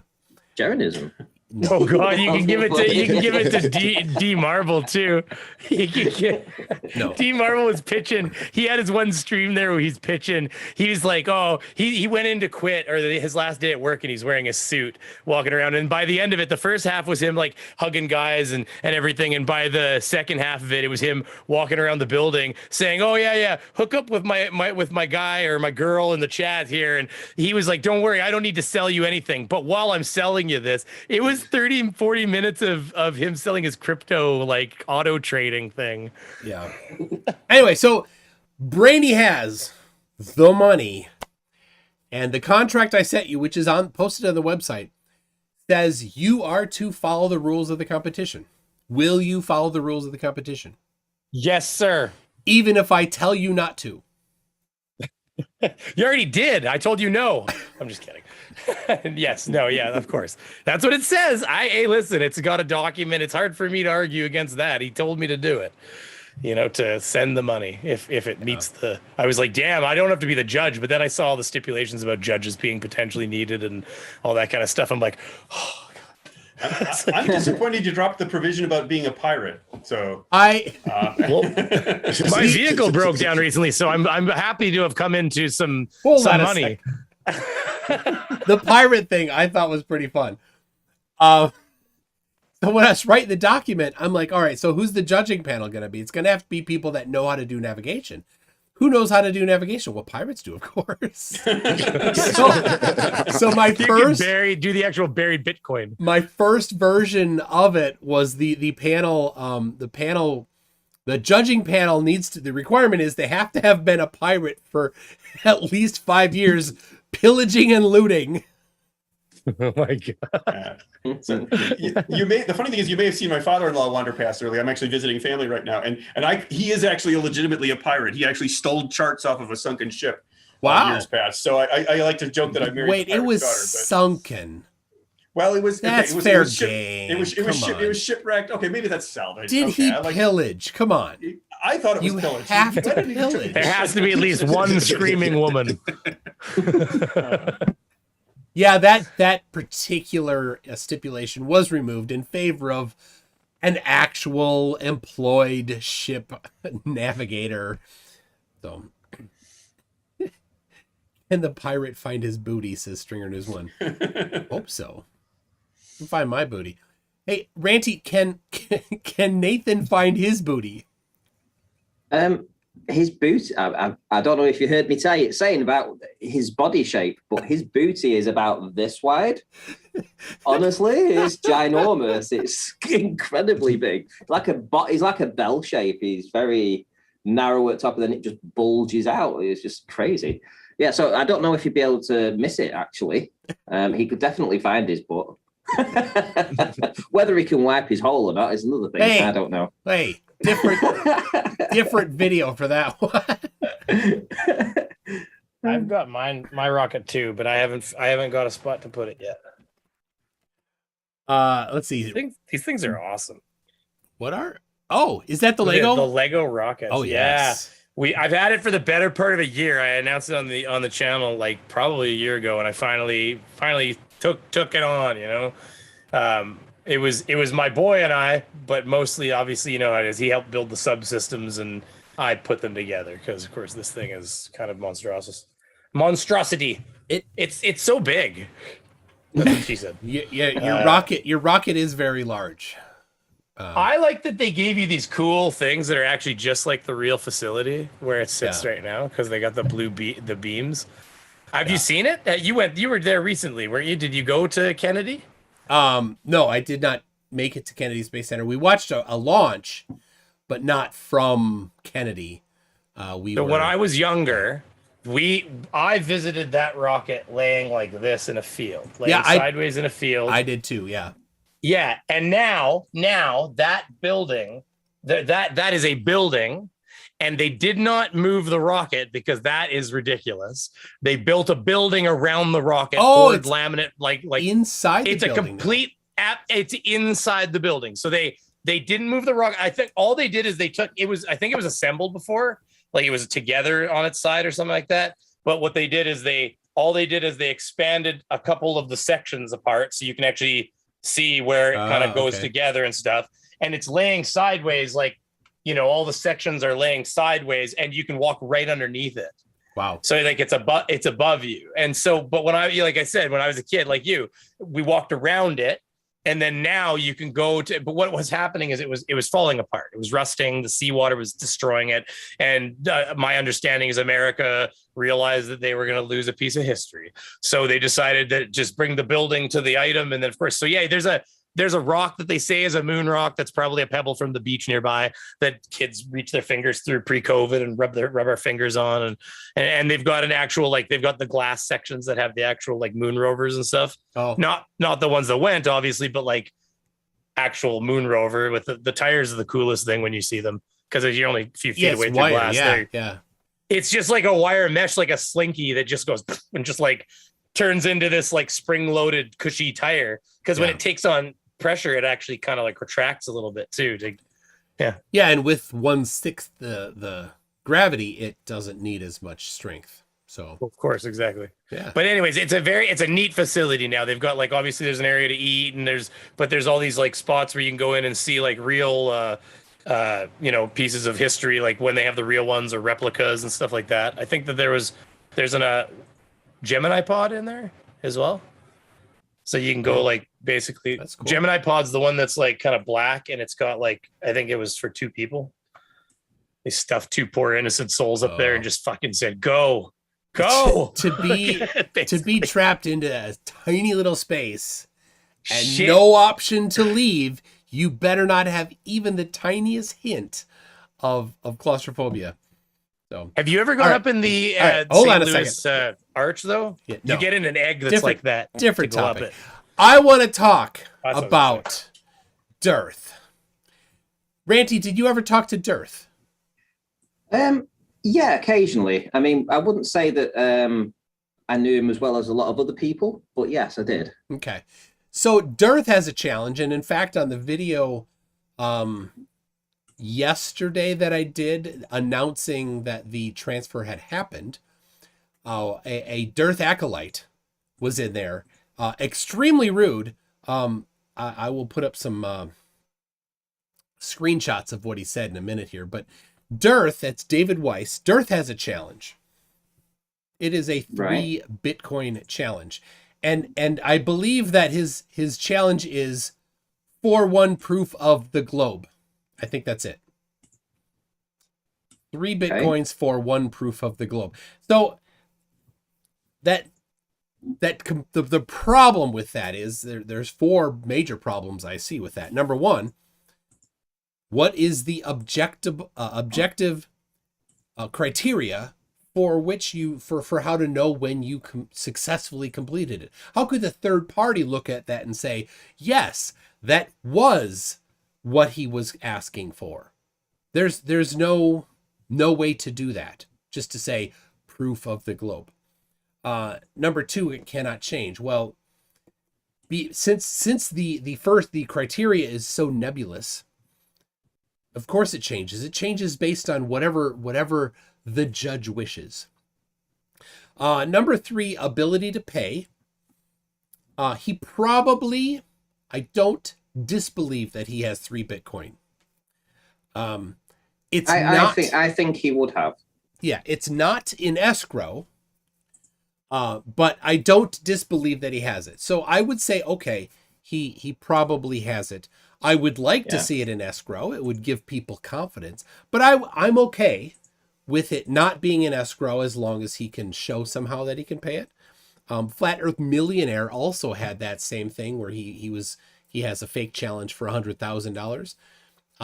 I don't disbelieve that he could pay. So item 3, I think for both of them is fine. But like Flat Out Hero, he didn't have any money. Right? There's a guy, David Caron, Carron. He goes everywhere. He's super vile, super evil. The guy is absolutely one of the most evil people on the earth. Constantly posting everywhere. I'll give you $10,000 if you can do this. And he has a list of 10 things you have to prove to him to get $10,000. And then I answer, I say, well, what are the objective criteria? He's like, oh, you failed. I'm just asking for the objective criteria. He's like, nope, just do it. Anyway. Well, I don't think you'll ever get paid off day. No. I believe he has the money. I definitely believe he has the money. Yeah. And then number 4 would be independent judging, so that Dearth can't just say, well, crap, I don't want to pay that. And it's one thing to have the money out of your control, like I have done. It's another to be a little less and to say, well, it's objective and there's a panel, and the panel can say, oh, you need to pay. And then you say, screw it, I'm not going to pay, and you run away, right? You lose face, right? So your place in the community should be done if you lost a challenge and then didn't pay it. So for example, Rory did that very thing. He had a very rough challenge, and somebody, maybe, I didn't ever look into it, but somebody claims that they met the challenge, and then he left the community. Rory left. I told him, you need to write down the rules and have somebody review it. He did not. So anyway, those 4 things. Dearth has maybe one. The others he doesn't. So here's my challenge to you, Dearth. Dearth, do you have the balls? Do you have the balls to put your challenge together in a way that is legitimate, that people can objectively measure whether or not a submitter has met your criteria? A measurable criteria, objective. Do you have the guts to do that? Just saying proof of the globe is not measurable. Number 2, do you have the guts to write it down and put it somewhere? A website, the description of your video, or better, the about section of your channel, somewhere that there's one copy of it and it is the authoritative copy. Can you do that? Should be easy if you can write the first part. And number 4, are you willing to submit the decision to a panel of independent judges, qualified people that aren't just your friends, maybe somebody that could be selected by the applicant, somebody that could be selected by you, somebody that could be selected by a group of people somewhere on the internet by voting? Do you have the guts to do that, Dearth? Do you? I say your challenge is fake if you can't do that. My challenge is real. I've done all that, and you've done none of it, Dearth. You are fake. You're a fraud. You're a scammer. Yeah, he's got too much to lose. He does. By doing that. His whole rhetoric is that he's making an offer of 3 Bitcoin if you can prove this, that, and the other. But as you say, trying to get him to nail him down to actually, like you have, putting it in an escrow and getting somebody to be in charge of that is never going to happen, because he doesn't want to part with the money. He has an app that's sold tens of thousands of. Oh yeah, it's tens of thousands. A few dollars per, so he gets money for sales. Yeah. He's earned a lot of money from the app currently, and he's got to protect it. Absolutely. So, I mean, have you seen his sun and moon flat Earth clock? I think that's what it's called. Yep. YouTube channel. Oh yeah, I have the app I have the app on my phone. If you type it into YouTube, you will find the YouTube channel under the same name, and it has more subscribers, I believe, than Globebusters. Well, he is constantly going around on talk shows, inviting himself on talk shows, to be on and present his thing. And then he goes on there, he's like, I will give you 3 Bitcoin, blah, blah, blah. Well, everybody's like, oh, well, I can do that. And they're like, oh, $3? Oh, I could pay $3. So his whole audience of that particular talk show now pays $3. He gets all that. They never go back to it. He doesn't care. He just goes on a talk show and cha-ching, he gets a bunch of money again. Mm-hmm. And Globebusters have put the majority of their work behind a paywall as well. Yep. Well, that's because they're sick of people making fun of them. They got to protect. They've got to protect that echo chamber, right? Yeah. Who else is there? Jaren's earning quite a few quid on his Patreon. I don't know if you've seen that. Oh, I have. He has a lot of patrons. Oh, he's earning, I think, about $6,000 a month. Yes. Just on Patreon. Yeah. Good. Wow. I mean, good for him. But Jaren, would you debate me? No, you would not debate me because your patrons might find out that you debated me and lost. I would make you look stupid, Jaren. And this is what it all comes down to. You know, I mean, if you think of the people you've been calling out and asking for a debate, and you're not the only one, Fight has been asking it too. So, you know, even Mr. Sensible, you know, you three guys, you know, we all know how those debates would go, but they've got too much to lose. That's why Nathan will never leave his echo chamber. Yeah. Ever, you know, to do it. You saw what happened when he found out Conspiracy Cats was going to be the opponent. That was beautiful.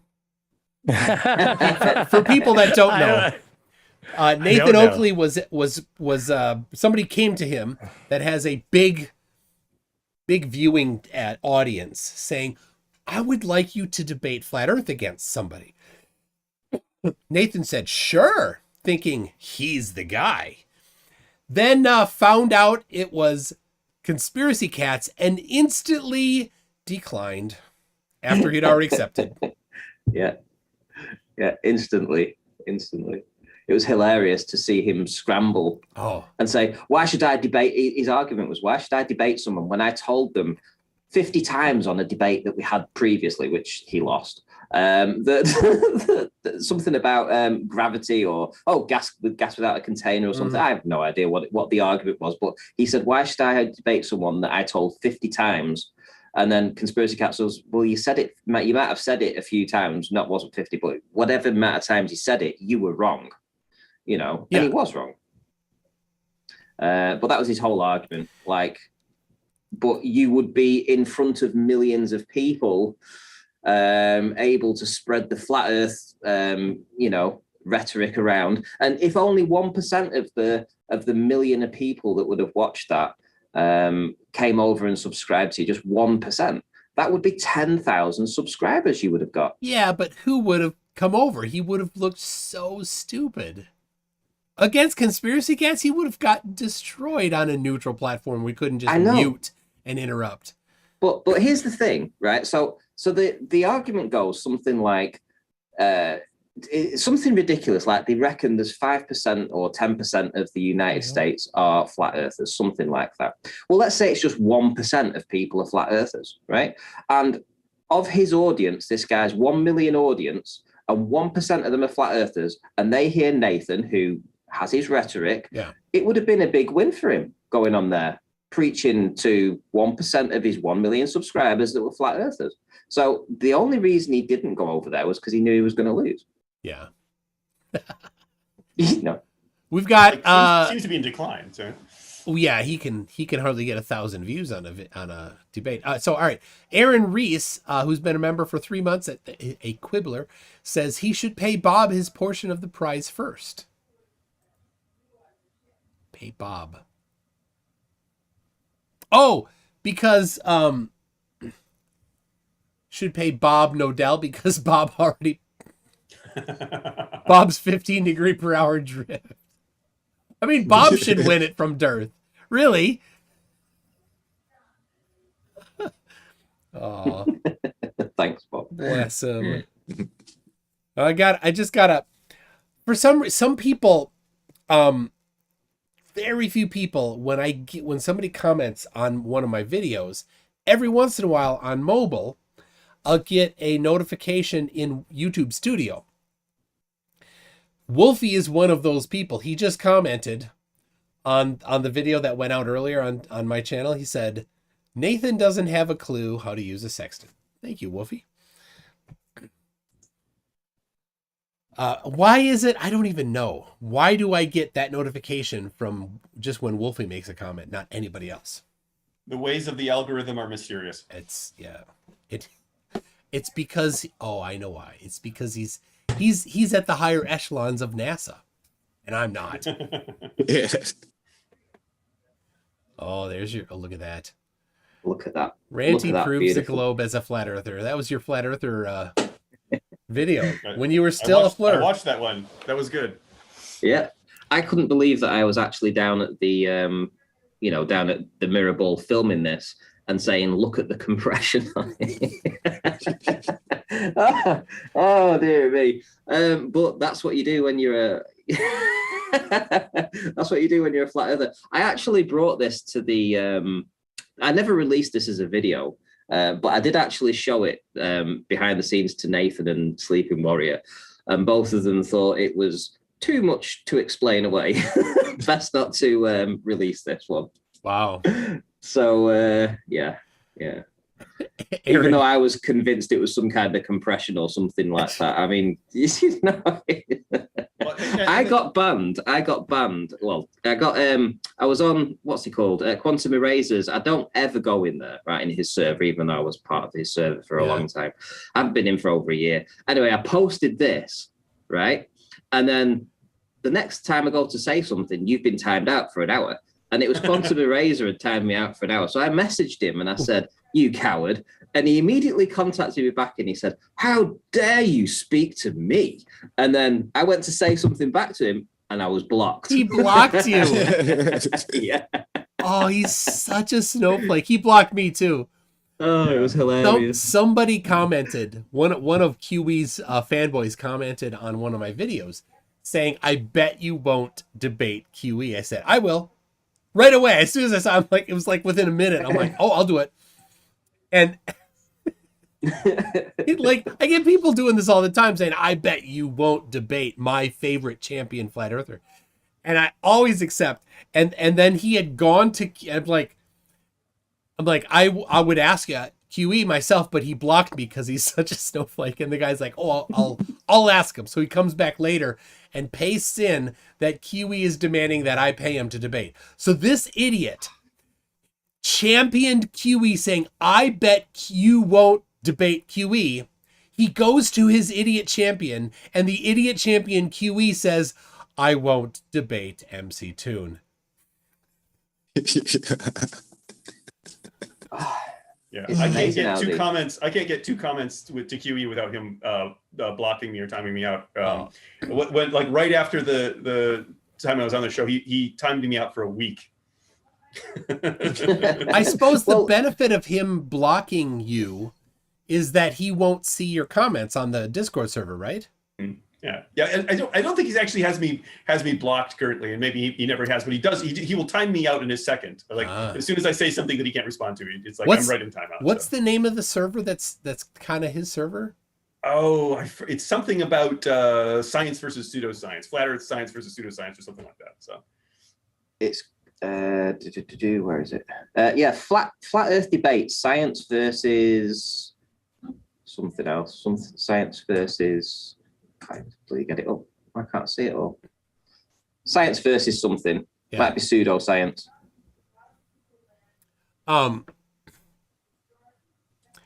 Yeah, I don't last long in those servers.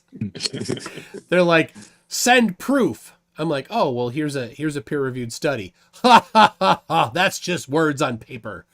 Yeah. And then the same person will go and quote, talk about Michaels and Morley. Like, hold on a second. You'll take Michaels and Morley, words on paper, somebody who's dead you can't even go ask, versus somebody that's still alive and you can ask. And little double standard there. So I'm in timeout right now because the other day or just earlier I was asking Quantum Eraser about he posted something about my diagram that they're just constantly talking about this thing now, and I asked him something about the trigonometry in it. And he could not understand how I could get this baseline that was larger than 3,000, what they say it should be, because they're using the 60 nautical miles per degree. And he didn't understand why the baseline was larger than that. Any of us who actually know trigonometry understand it. And he demanded I explain how I was getting this larger number than 3,000. Show me right now, you're a coward if you can't show me, whatever. And so I came right out with the trigonometry. Well, like the new baseline is basically the tangent of the larger angle divided by the tangent of the smaller angle times the original baseline. And then he timed me out immediately. So that's why I'm in timeout right now. I showed him the trigonometry after you demanded it, and immediately was timed out. So. They can't be challenged. What's hilarious with the flat earthers currently is they talk about trigonometry like they understand it, right?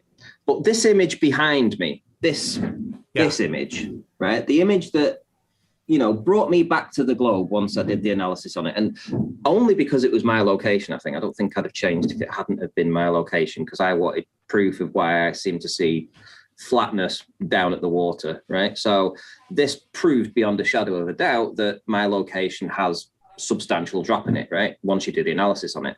But they couldn't understand, they couldn't do the trigonometry on it. They had no idea what to do. I mean, they kept butchering it. For months, they were getting it wrong every time they attempted it. It's like, and yet they talk about trigonometry now like they're an expert. Yeah, it's a magic charm to them. Yeah, they cannot solve a triangle. Yeah. In fact, many flat earthers, when I say solve a triangle, they get confused. They're like, what are you talking about? What do you mean solve a triangle? Like they try to mock me for using the words solve a triangle. Sorry, you don't get to mock me when you don't know what the words solve a triangle means. Mm-hmm. It shows how incredibly ignorant they are. Yeah. Well, like I bring up to them that the 60 nautical miles per degree, that if you multiply a degree, an angle measurement by a fixed distance, that gives you a curved arc length. Well, I mentioned the word arc, and they think like, oh, you don't even know what an arc is. That's just the thing on the sextant, the arc on the sextant. Oh my gosh. It's like they don't know what an arc length is. It's like there's such fundamental geometric things that they don't get. It's just bizarre. I even got. Isn't Nathan Thompson head of like physics in JM's new movie? Like head physicist or something? Isn't he? This can't be the first you're hearing of this. Oh yes, it is. He's got to be the lead neurosurgeon too. I swear to God, somebody said I can't. Maybe you know what? Maybe we've all heard enough about Nathan Thompson. I'm making it up, but I swear I thought somebody said he's the head, because isn't JM making another documentary right now or something? Like, he's always making a documentary, and for some reason they never come out. Just so you know, I have for flat earthers, I bought this trigonometric slide rule. Right, you can do sine, cosine, tangent right on here. That's witchcraft. You're not allowed to use slide rules. The sad reality is I need to use these different glasses in order to just read it. I gotta put on. And then they have to be right here. All right, now I can read it. Oh, apparently, yes, he's listed as the physicist. Oh my God! See, I did hear that. It might have been FTFE that told me. Oh my God, that's great. I mean, JM. All right. Oh, I gotta say this. I was talking with Ivy Kuhn. Ivy is has a YouTube channel, as a Japanese anime, not actually a Japanese young girl. Anyway, about doing like a website database of flat earthers. I'm like, oh, hold on a second. That's just a Wikipedia page. There are free Wikipedia pages. So there is now a Flurf Wikipedia page it's on fandom.com. Fandom.com. Fandom. Oh, so yeah, that runs half the Wikipedias for like games now. Yes. I mean, when they make open world games, sometimes the people playing it make the wiki faster than they ever can, and they just go, you know what, they got it sorted. And they just walk away from the process. To So it is flurf.fandom.com. So I need people to get on there and start filling out some of the data. I've already somebody else already created the template thing for a person, a Flurf person. Make sure that's done right. I don't know exactly how to do it right. I've not done a ton with Wikipedia like that. But one of the important things is Papa Flurf. You've got to have Papa Flurf because, for example, who's Rachel's Papa Flurf? Riley. Who is it? Riley. And who's Riley's Papa Flurf? Nathan. And who's Nathan's Papa Flurf? It was $1 Quantum million. eraser. No, QE didn't It was come Millionaire before. Flat Earther, wasn't it? Before that, when he had 18 fucking shower heads. Sorry, language. No, we're not talking. 18 when he had 18 shower heads. Nathan Oakley, not Nathan Thompson. Oh, who is Nathan Oakley's Papa Flurf? It's not QE, right? QE didn't come before Oakley. Well, no, but I mean, Quantum Eraser thinks he's on the same level as Nathan. Them two have got. He's Nathan's Papa. Come on, you've heard the way he talks, dude. Who brought? I don't know this. Who brought Oakley into Flat Earth? Who did he get his? Because Nathan's now a Papa Flurf, but who did he initially get his training from? Training. Yeah, like was it? My guess. Basically, I think if we don't know, it's generally going to be Dubé. I guess so. That is true. I don't know for sure. That this particular thing probably deserves some go back research. to Mickelson Morley. Yeah, we need some research. Probably. But anyway, so there's going to be a tree of Papa Flurfs, and they're all going to come back. Many of them are going to come back to not Oakley, to Dubé. Wait, does it have things for trees in there? Right? No, it doesn't. But if you just, I know who it was. The guy that did the painting. The paintings. Just ruined it. Yes, the Boylan, Matthew Boylan, Matt Boyle, or whatever he's called. So you've got him, but he's the one. You've only he got came before Dubé. Yes, you've only got a couple flat earthers that are like the Taproot flat earthers. We're not gonna. I don't. Tiger Dan. Really? Tiger Dan, yeah. I mean, he was around. He was established, wasn't he? He had 50,000 subscribers or something, wow. and then he was around for years before even I was on the scene, I think. Wow. Well, here's the thing, Ranty. You're gonna like this because who is Dubé's Papa Flurf? Dubé's. Anybody in the chat? Who is Dubé's Papa Flurf? Do you know your Eric Dubé? Not like that. Not Robotham. There's an intermediate. It's not Robotham. Isn't that chick? There was a chick in there somewhere. He's a plumber. Well, I'm not a plumber, so don't look at me. Plumber. It's not Jaren. Because I think Dubé predates Jaren. Oh, nobody has it. Nobody has it. Oh, you talking about Red? No. Red's is not a Flurf. He's a fucking plumber. It's not. No. There's lots of plumbers. Sorry. Well, wait a minute. He's the one that has a story about how he made Jaren. Yes, Red's made Jaren. Like he didn't make Jaren. Jaren was. He's Jaren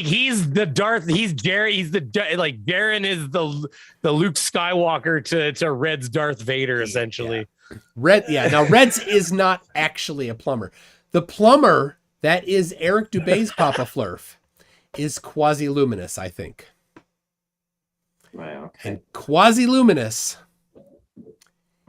calls himself Lucifer, claims to have the Spear of Destiny, says that in the year 2018, him and 10,000 other Flurfs that have done a blood magic ceremony on the internet are going to go to the North Pole, use the Spear of Destiny to open the portal to Hyperborea and enter Hyperborea. This is a real human being. We're not talking about like Narnia or something. So it's not a cult then. This isn't some sort of like Lion Witch in the Wardrobe tale. This is a real person. This person actually exists. And Ranty, one of your early videos, you had a video about a flat earther calling himself Beelzebub. Well, it's not the penguin guy, is it? I don't know about the penguin guy. Penguin guy. So Quasi-Luminous thinks that in order to enter Hyperborea, you have to cut yourself, write a bunch of stuff on a piece of paper, and then smear the blood on it. It's called blood over That's basically what teenage girls think too. So if they cut themselves, they go to Hyperborea. Yeah, so that is Quasi-Luminous. A dark joke, I'm sorry. And if you I have found on Quasi-Luminous's videos that on his channel that doesn't exist anymore, unfortunately, Eric Dubé commenting on them saying blood thick. And blood thick is their mantra to each other, to identify each other as quasi-luminous fanboys. So what's funny about this to me is that they're the ones that are always saying everything's being hidden in plain sight with like code words. And it's because they're the assholes doing it. So they assume everybody else must be too, is what's happened. Exactly. They have it. Yeah. So you also had the Infinite Plane Society. Don't know if you heard of him. Yeah. Tim well, Osmond. yeah, he's kind of a troll. Guy. Yeah, but I don't think he's actually a flat earther. A lot of people say I don't think he's actually I think he just likes to, I think that's his devil's advocate myself. I don't know. He'll put you go in there even just to argue with him and troll him, and he'll mod you unless you say something shitty. Who's that? But he'll mod wrench you. The Infinite Plane Society. He'll mod wrench you immediately so that the other people can't kick you out and he can chat with you. But see, that right there to me is so not normal for that group of people that it screams like, I need these people here to argue with me because this is what I'm after. Yes. But he is a real, I mean, what he talks about on his live streams is, it's total cult behavior. But he was going, like I say, he was going before I was around, so he was, and Nathan Oakley was very good friends with him. So there was another Tim Osmond. Really? Flurfs. So the Flurf Tim Osmond named himself apparently after the non-Flurf Tim Osmond, who used to do stuff and has kind of left the community for a while. Every once in a while, I get a message from him. With the non-Flurf Tim Osmond? Yes, every once in a while. So he's a horrid human being. Well, there are some people with that particular opinion. I mean the things he's done, but okay. To keep on his good graces, I will refrain from commenting at all on that. We have an understanding. How about that? He actually met my top left nominee, Austin Whitsitt, in I think Salt Lake City. And took Austin to task. Really beat the piss out of Austin. Really, it was a great. Awesome. I mean, Austin would say blah blah blah, and something. He'd go through his shtick of lots of words in a short amount of time that fool the gullible. And Tim Osmond's like, "Oh, that was just a bunch of buzzwords. Do you have any actual evidence for that?" He didn't. Austin didn't know what to say to that. He had no response. It was pretty good. Anyway, so the Tim Osmond with a Z is the Infinite Plane Society one who named himself, apparently. I'm just going off of what Tim Osmond with an S told me, so I don't know. Apparently Tim Osmond, that's why there's 1,000 of them if you look at the name. It has something to do with something. There's some meaning to it. There's like a deeper meaning to it. That's why if you look, there's like 1,000 Tim Osmond channels, and some of them have like I think Osamo's faces of them and stuff like that. I don't know I can't remember what it is. It's just that there's like some sort of like dark society meaning to it. Or it's supposed to be, I think it was like a CIA name that was used or something like that. It was like a false name the CIA used for something. Tim Osmond. That could something. Look it up. Huge Arse says Quasi-Luminous only has 625 subs. Yes, his old channel. He's probably have several channels deleted. He's mentally ill, very mentally ill. He has 2 channels actually. The other one is you're gonna love this, Mr. Satan. That's his other channel. The managing director of Halliburton is Tim Osmond. That's an awful coincidence. Oh, that could be. Anyway, So yeah, Quasi-Luminous's other channel is that, and he posts his plumbing videos, like a video with his phone going into somebody's house. Wow. And doing plumbing work. That's definitely not unless you ask. Creepy. If you get them to sign it, like there's people that do it, they'll give him a discount. He doesn't do that. Well, of course. Yeah. Like if you had a big YouTube channel and you were like, "Hey, I'll give you, because you make a bunch of money off showing people how to do it," then that'd be different. That's not why he's doing it. I don't know why he's doing it, but that's weird. By the way, what I said about the Tim Osmond thing, without further verification, that could all be bullshit. So let's just say that. All right. I can't find it initially. So Well, I've finished making my very own spirit box today.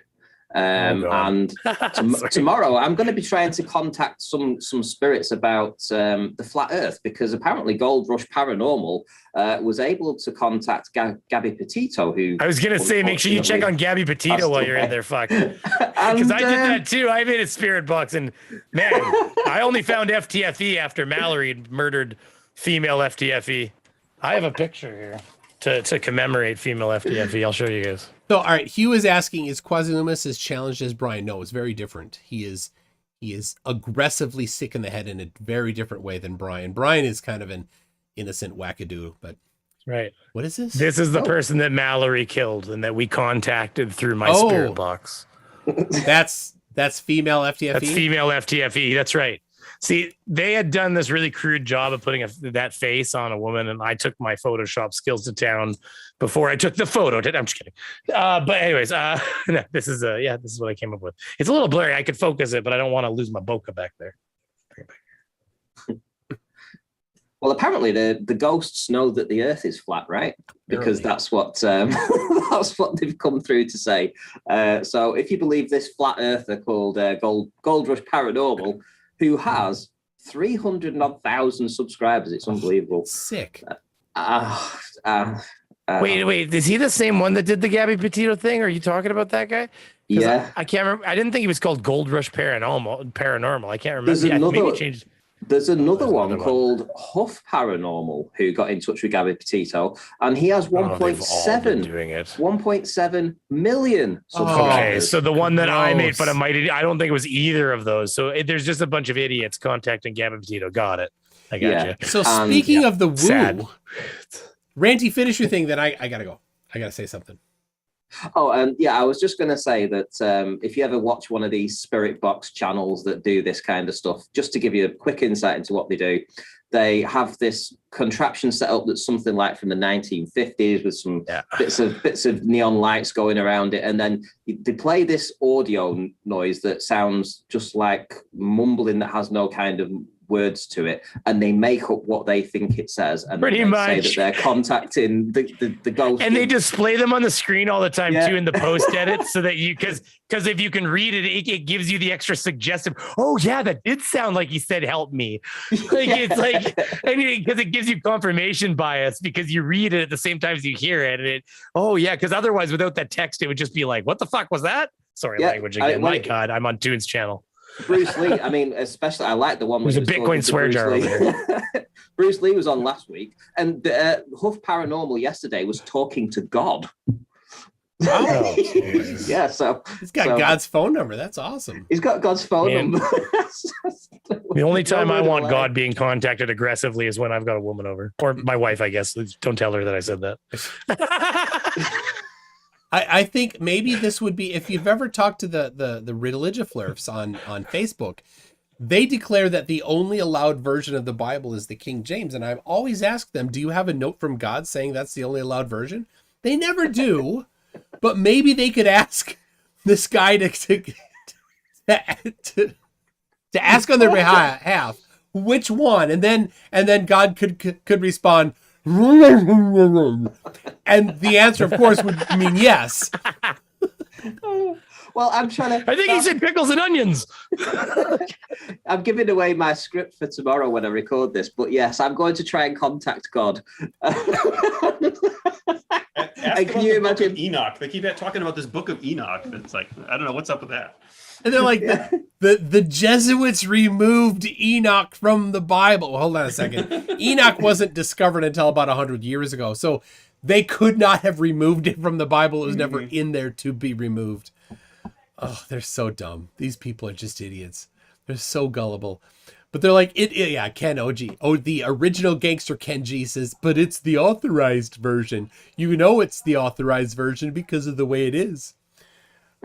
My favorite is the one where they pick up something like an airplane manual and it says that Like it's something to do with like the software. It'll say like we're gonna, for the purposes of this exercise, we're gonna assume that the Earth is flat. And it's like, yeah, but why did they say we're gonna assume you don't assume something's a certain way if it is that way. And then the best argument was the whole like, yeah, but it says the same thing about assuming that the aircraft body is rigid. You know, when you're doing certain exercises, well, they're not rigid. They hand wave that one. So, they don't get it. They don't get it. Brenda says I should contact Satan instead of God. I think God would be more fun. Well, on the first attempt, anyway. we can save Satan for another day. The trick is to not bump into either one of them. It's got to be totally arbitrary and unexpected. Just a little pro tip. Pro tip: if God asks you to pull his finger, don't. Just saying. We could. It might be too soon, but you could always contact Mac Parhar. Just kidding. Oh, I'm sorry. We didn't actually hear anything about that, so there's a possibility he didn't die of COVID. Just so everybody knows. I'm not laughing. I'm not laughing because of that. It was a joke I heard earlier. I'm just remembering it now. Well, hopefully you can tell us that one because that looks great. But all I was saying is that like it was a very good one. I think my understanding was because it's a public health thing, they would have been able to broadcast it everywhere had he actually had COVID. But the fact that they didn't kind of makes me wonder if maybe those tests did turn out to be negative and he was like dying of kidney dialysis or something. He had no idea because he was just drinking medicine that he got himself off of the internet. Well, guys, I'm going to have to drop off. My family's been very tolerant. Yes, thank you, Thad. Thank your family for us. Anything you'd like to say before you pop off here? No, it's been great. I'll still be around for helping out with Sextant related things, and so yeah, see you guys around. You guys have fun. I'll watch the rest of the stream later when I have time. All right. Well, we won't have a whole lot left. He's winding up, I imagine. Yes, we're coming. We're over 2 hours. How about this? Bacon is still here. Delicious. What part of the world is Bacon in? I'm Brazil. Brazil. All right. So Brazil. That's right. And you so you're not in a Muslim country then? Most what? Oh, that's awesome. I heard you're not in a Muslim country then. Sorry. This is a little insensitive if you don't mind, but I heard, I don't know, a while ago somebody said the way to prevent suicide bombers is a spam grenade. You just pull that. Everybody gets covered in spam, which is pork. They can't I can't die now. I won't get the whatever. And I won't say anymore. Oh man. And we're canceled. It happened that fast. You just haven't figured it out yet. It's already moving. All right. Like that chick that went to sleep with a job and woke up in Europe without one. Oh, all right. Ugly German Truth says, as Brainy doesn't seem to read the chat, can you tell him that conspiracy websites say that Tim Osman was the CIA agent we know as Osama bin Laden? See, there it is. And I knew it because some of the images, when you search Tim Osman and go channels, there's actually a larger proportion than normal of Osama bin Laden, as the avatar image. So I was like, well, that seems to be a link of some sort. But and Dora, would you come on sometime? Like she's everywhere and she's awesome. I would, you know what I'd love to do, Ranty? Only Dora the Explorer. It's terrible. It's the map. It's the map. Oh God, it's terrible. I would love to have Dora on and then just show her pictures of things that are just slightly wrong and just watch her head explode. Like I said, 2 spaces in a word, in a sentence where you shouldn't have 2 spaces, that kind of stuff. Dora, somebody pointed out that there's a gap in my logo, like between 2 of the letters, and now it's just like a damn glass shattered in my face because it's all I see. Is the kerning is wrong? Well, somebody made it for me, so of course I love it still. But I guess between the Y and the there's 2 letters there where they didn't pull them in tight enough. So if they're right. Somebody pointed out, and I'm like, oh my God, that's all I see now. Anyways. Well, I wrote typography software before I wrote anti-spam software. So I see typography stuff. It doesn't bother me, but I see it because I Did had you to write misspell Schrodinger's cat on his logo that you made him that he used until somebody finally pointed out to him? Well, that's an Easter egg for all of you. Go back to Schrodinger's cat's earliest episodes. That shit's spelt wrong. And I even very, very happily put the like intro by Brandy Beaver in the bottom corner. So I owned that shit good. Don't worry. Ooh, Mr. Unite for the Children says MC2 knows kerning that's highly specialized and misspelled kerning. There's no A. Oh, there you go. Is that more specialized that I know the spelling of it? I'm probably too loud too. I'll turn this down. All right. Bacon is in Brazil. So would you do, Bacon? And I've asked you this already, but for the Sextant challenge, would you do some measurements at like some sort of a landmark in the vicinity of where you live? I would need a sextant for that, right? Yes. Yeah. Well, that is quite an expensive thing. I don't have one. Let's see. We could. We have a member of the community actually giving away Loki Fish, who was on here just a little bit ago. Yeah. Yeah. So we could do that, or there is a where it is. All right, I'm gonna put it in the chat right here. I have it. I got the old fundraiser. We have to invite Unirock though. Actually, I might have access to something better than a sextant, which is an observatory. My eye, he says. An observatory. So, yeah, about that.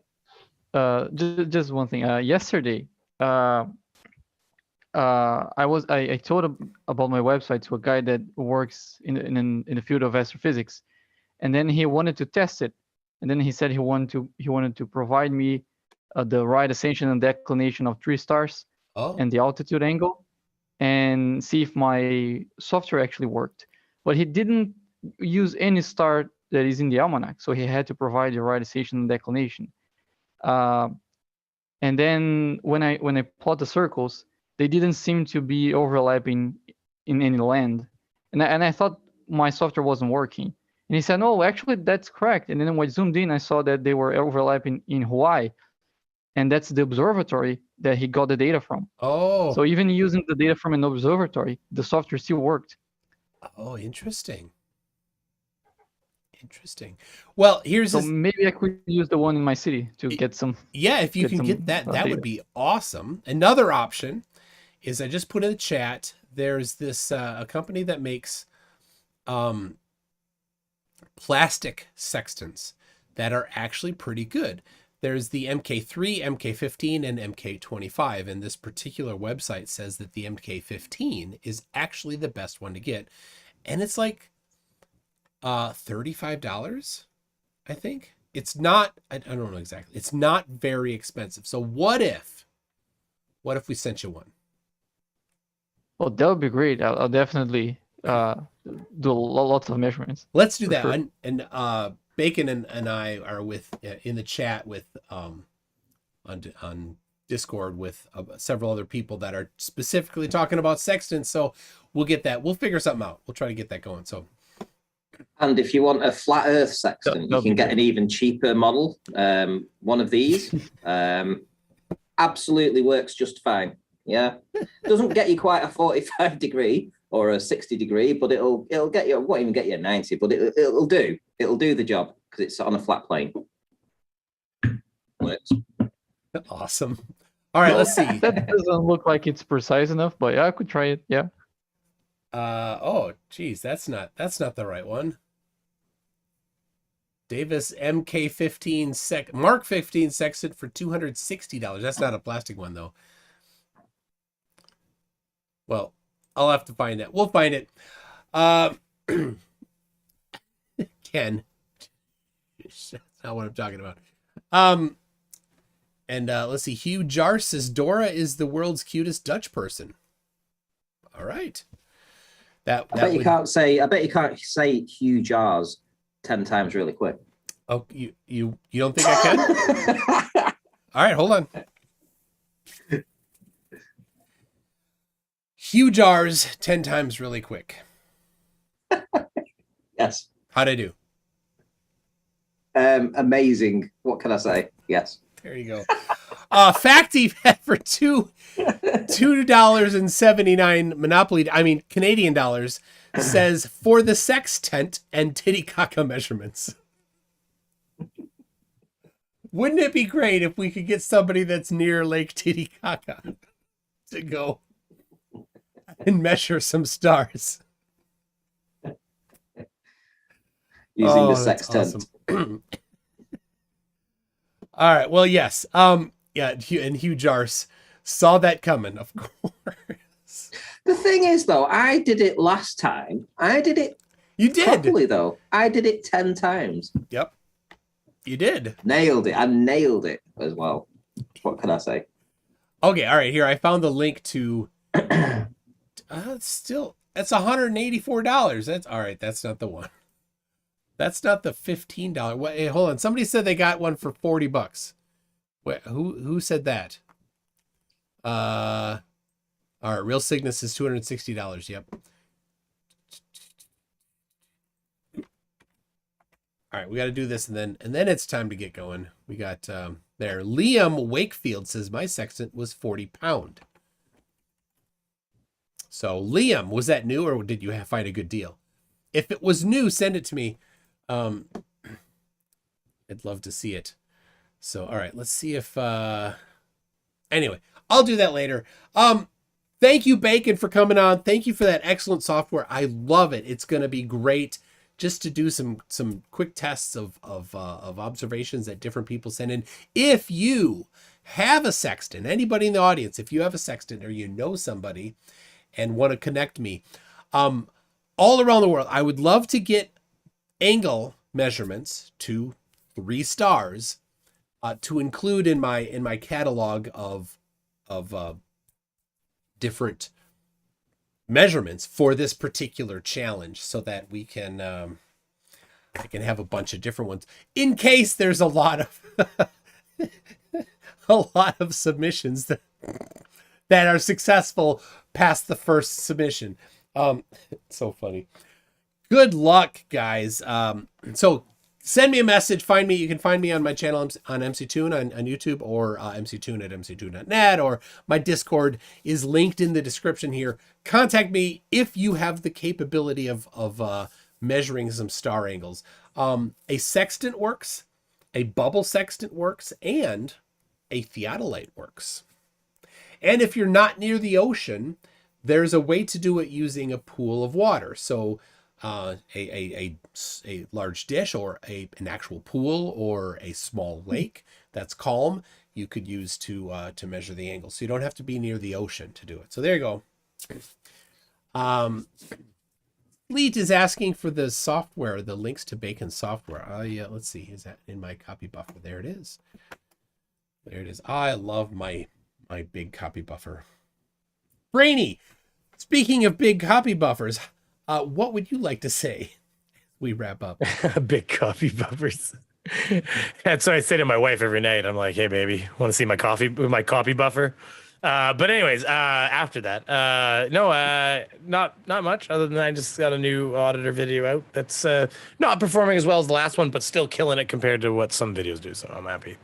But other than that, yeah, it's just a different kind of content we're kind of playing with right now. It's getting views in a different direction. So Flat Earth, I'm letting these guys play with Flat Earth. We can only so many of us can like torment the mice. You know, we gotta let the other cats have some fun too, right? So. Absolutely. Anyways, thank you for having me. Yes, thank you and for giving coming. me your Bitcoin, by the way. Thank you. Well, thank you for agreeing to escrow it. Hopefully, all that you do is nothing for the next whatever days and years until I say I cancel them all, send it back. The only thing to remind me is an authenticator. That's about it. There you go. I have my own authenticator. All right, Ranty. There you go. Thank you for coming. What do you anything here? Well, I'm obviously I'm going to be rebranding the channel name. I don't know if I've told you about that, but I've currently changed my name here to Eggs for the minute, just just to bacon and eggs. You can't beat that, especially on a Sunday morning. The channel name is going to be Auditing the Absurd going forward. So, going forward as of, say, next month when I change over. So, and that means that I can just branch away again from flat Earth. Flat Earth to me is pretty stagnant at the minute. I mean, it's like beating a dead horse, isn't it, to be fair? Well, they're going to have to come up with something new since they're going to fail at the Sextant thing. They're going to never talk about it again. Oh, no, that's not going to stop them talking about it. Of course they're going to talk about it. They'll just pretend that this doesn't even exist. The mere mention of it will just go in one ear and out the other. And, and there'll be claims that somebody did such a person did it and they didn't pay, and that will be what the claims will be going around. So yeah.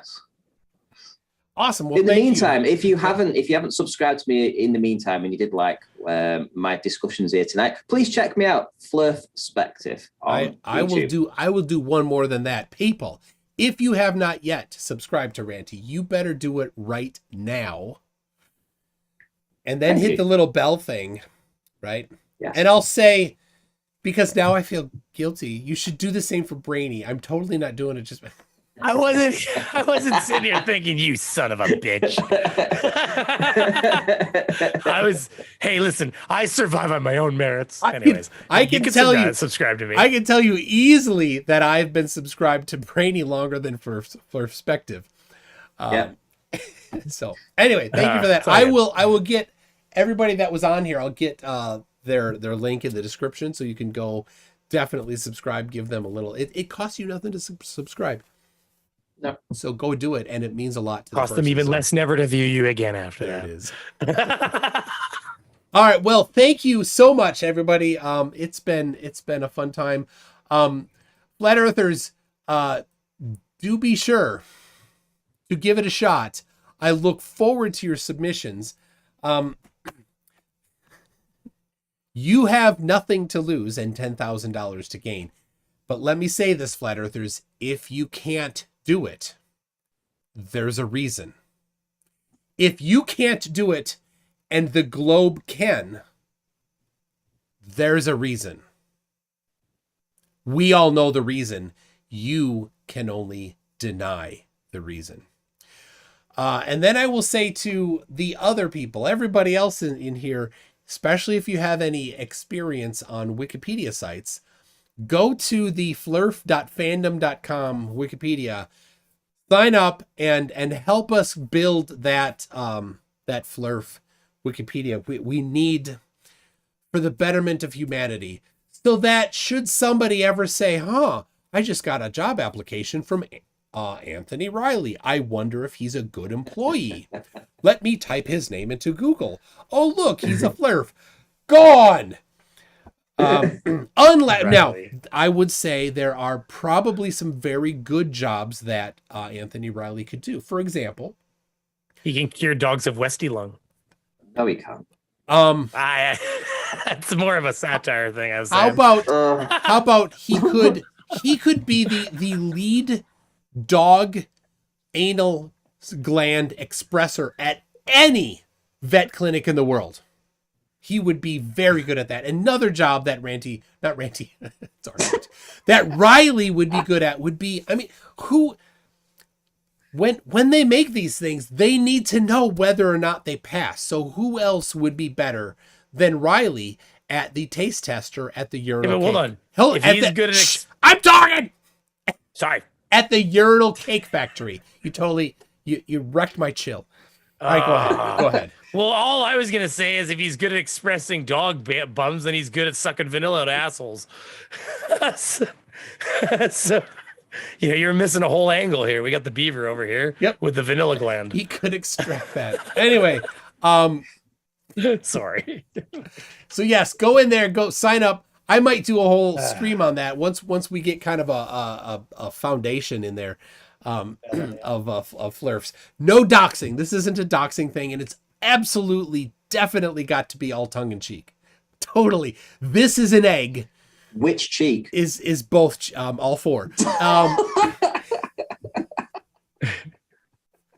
Rich cheek. There needs to be like experimental procedures for like checking floating cheek. eggs and stuff. Tongue in the butt cheek. Oh, yeah. Oh, that's where all the vanilla comes from. See, that's what I was talking about. All right, well, thanks for that tasty word picture, Ranty. So thank you very much, everybody. Be sure to check out the video if you haven't, and go send your favorite flurf to the Sextant video. Tell them they can win $10,000 and they never will. Bye, everybody. Bye. All right, they can still hear us, so let's talk, Yeah. and then somebody will tell us that there's a hot mic. Right. Okay.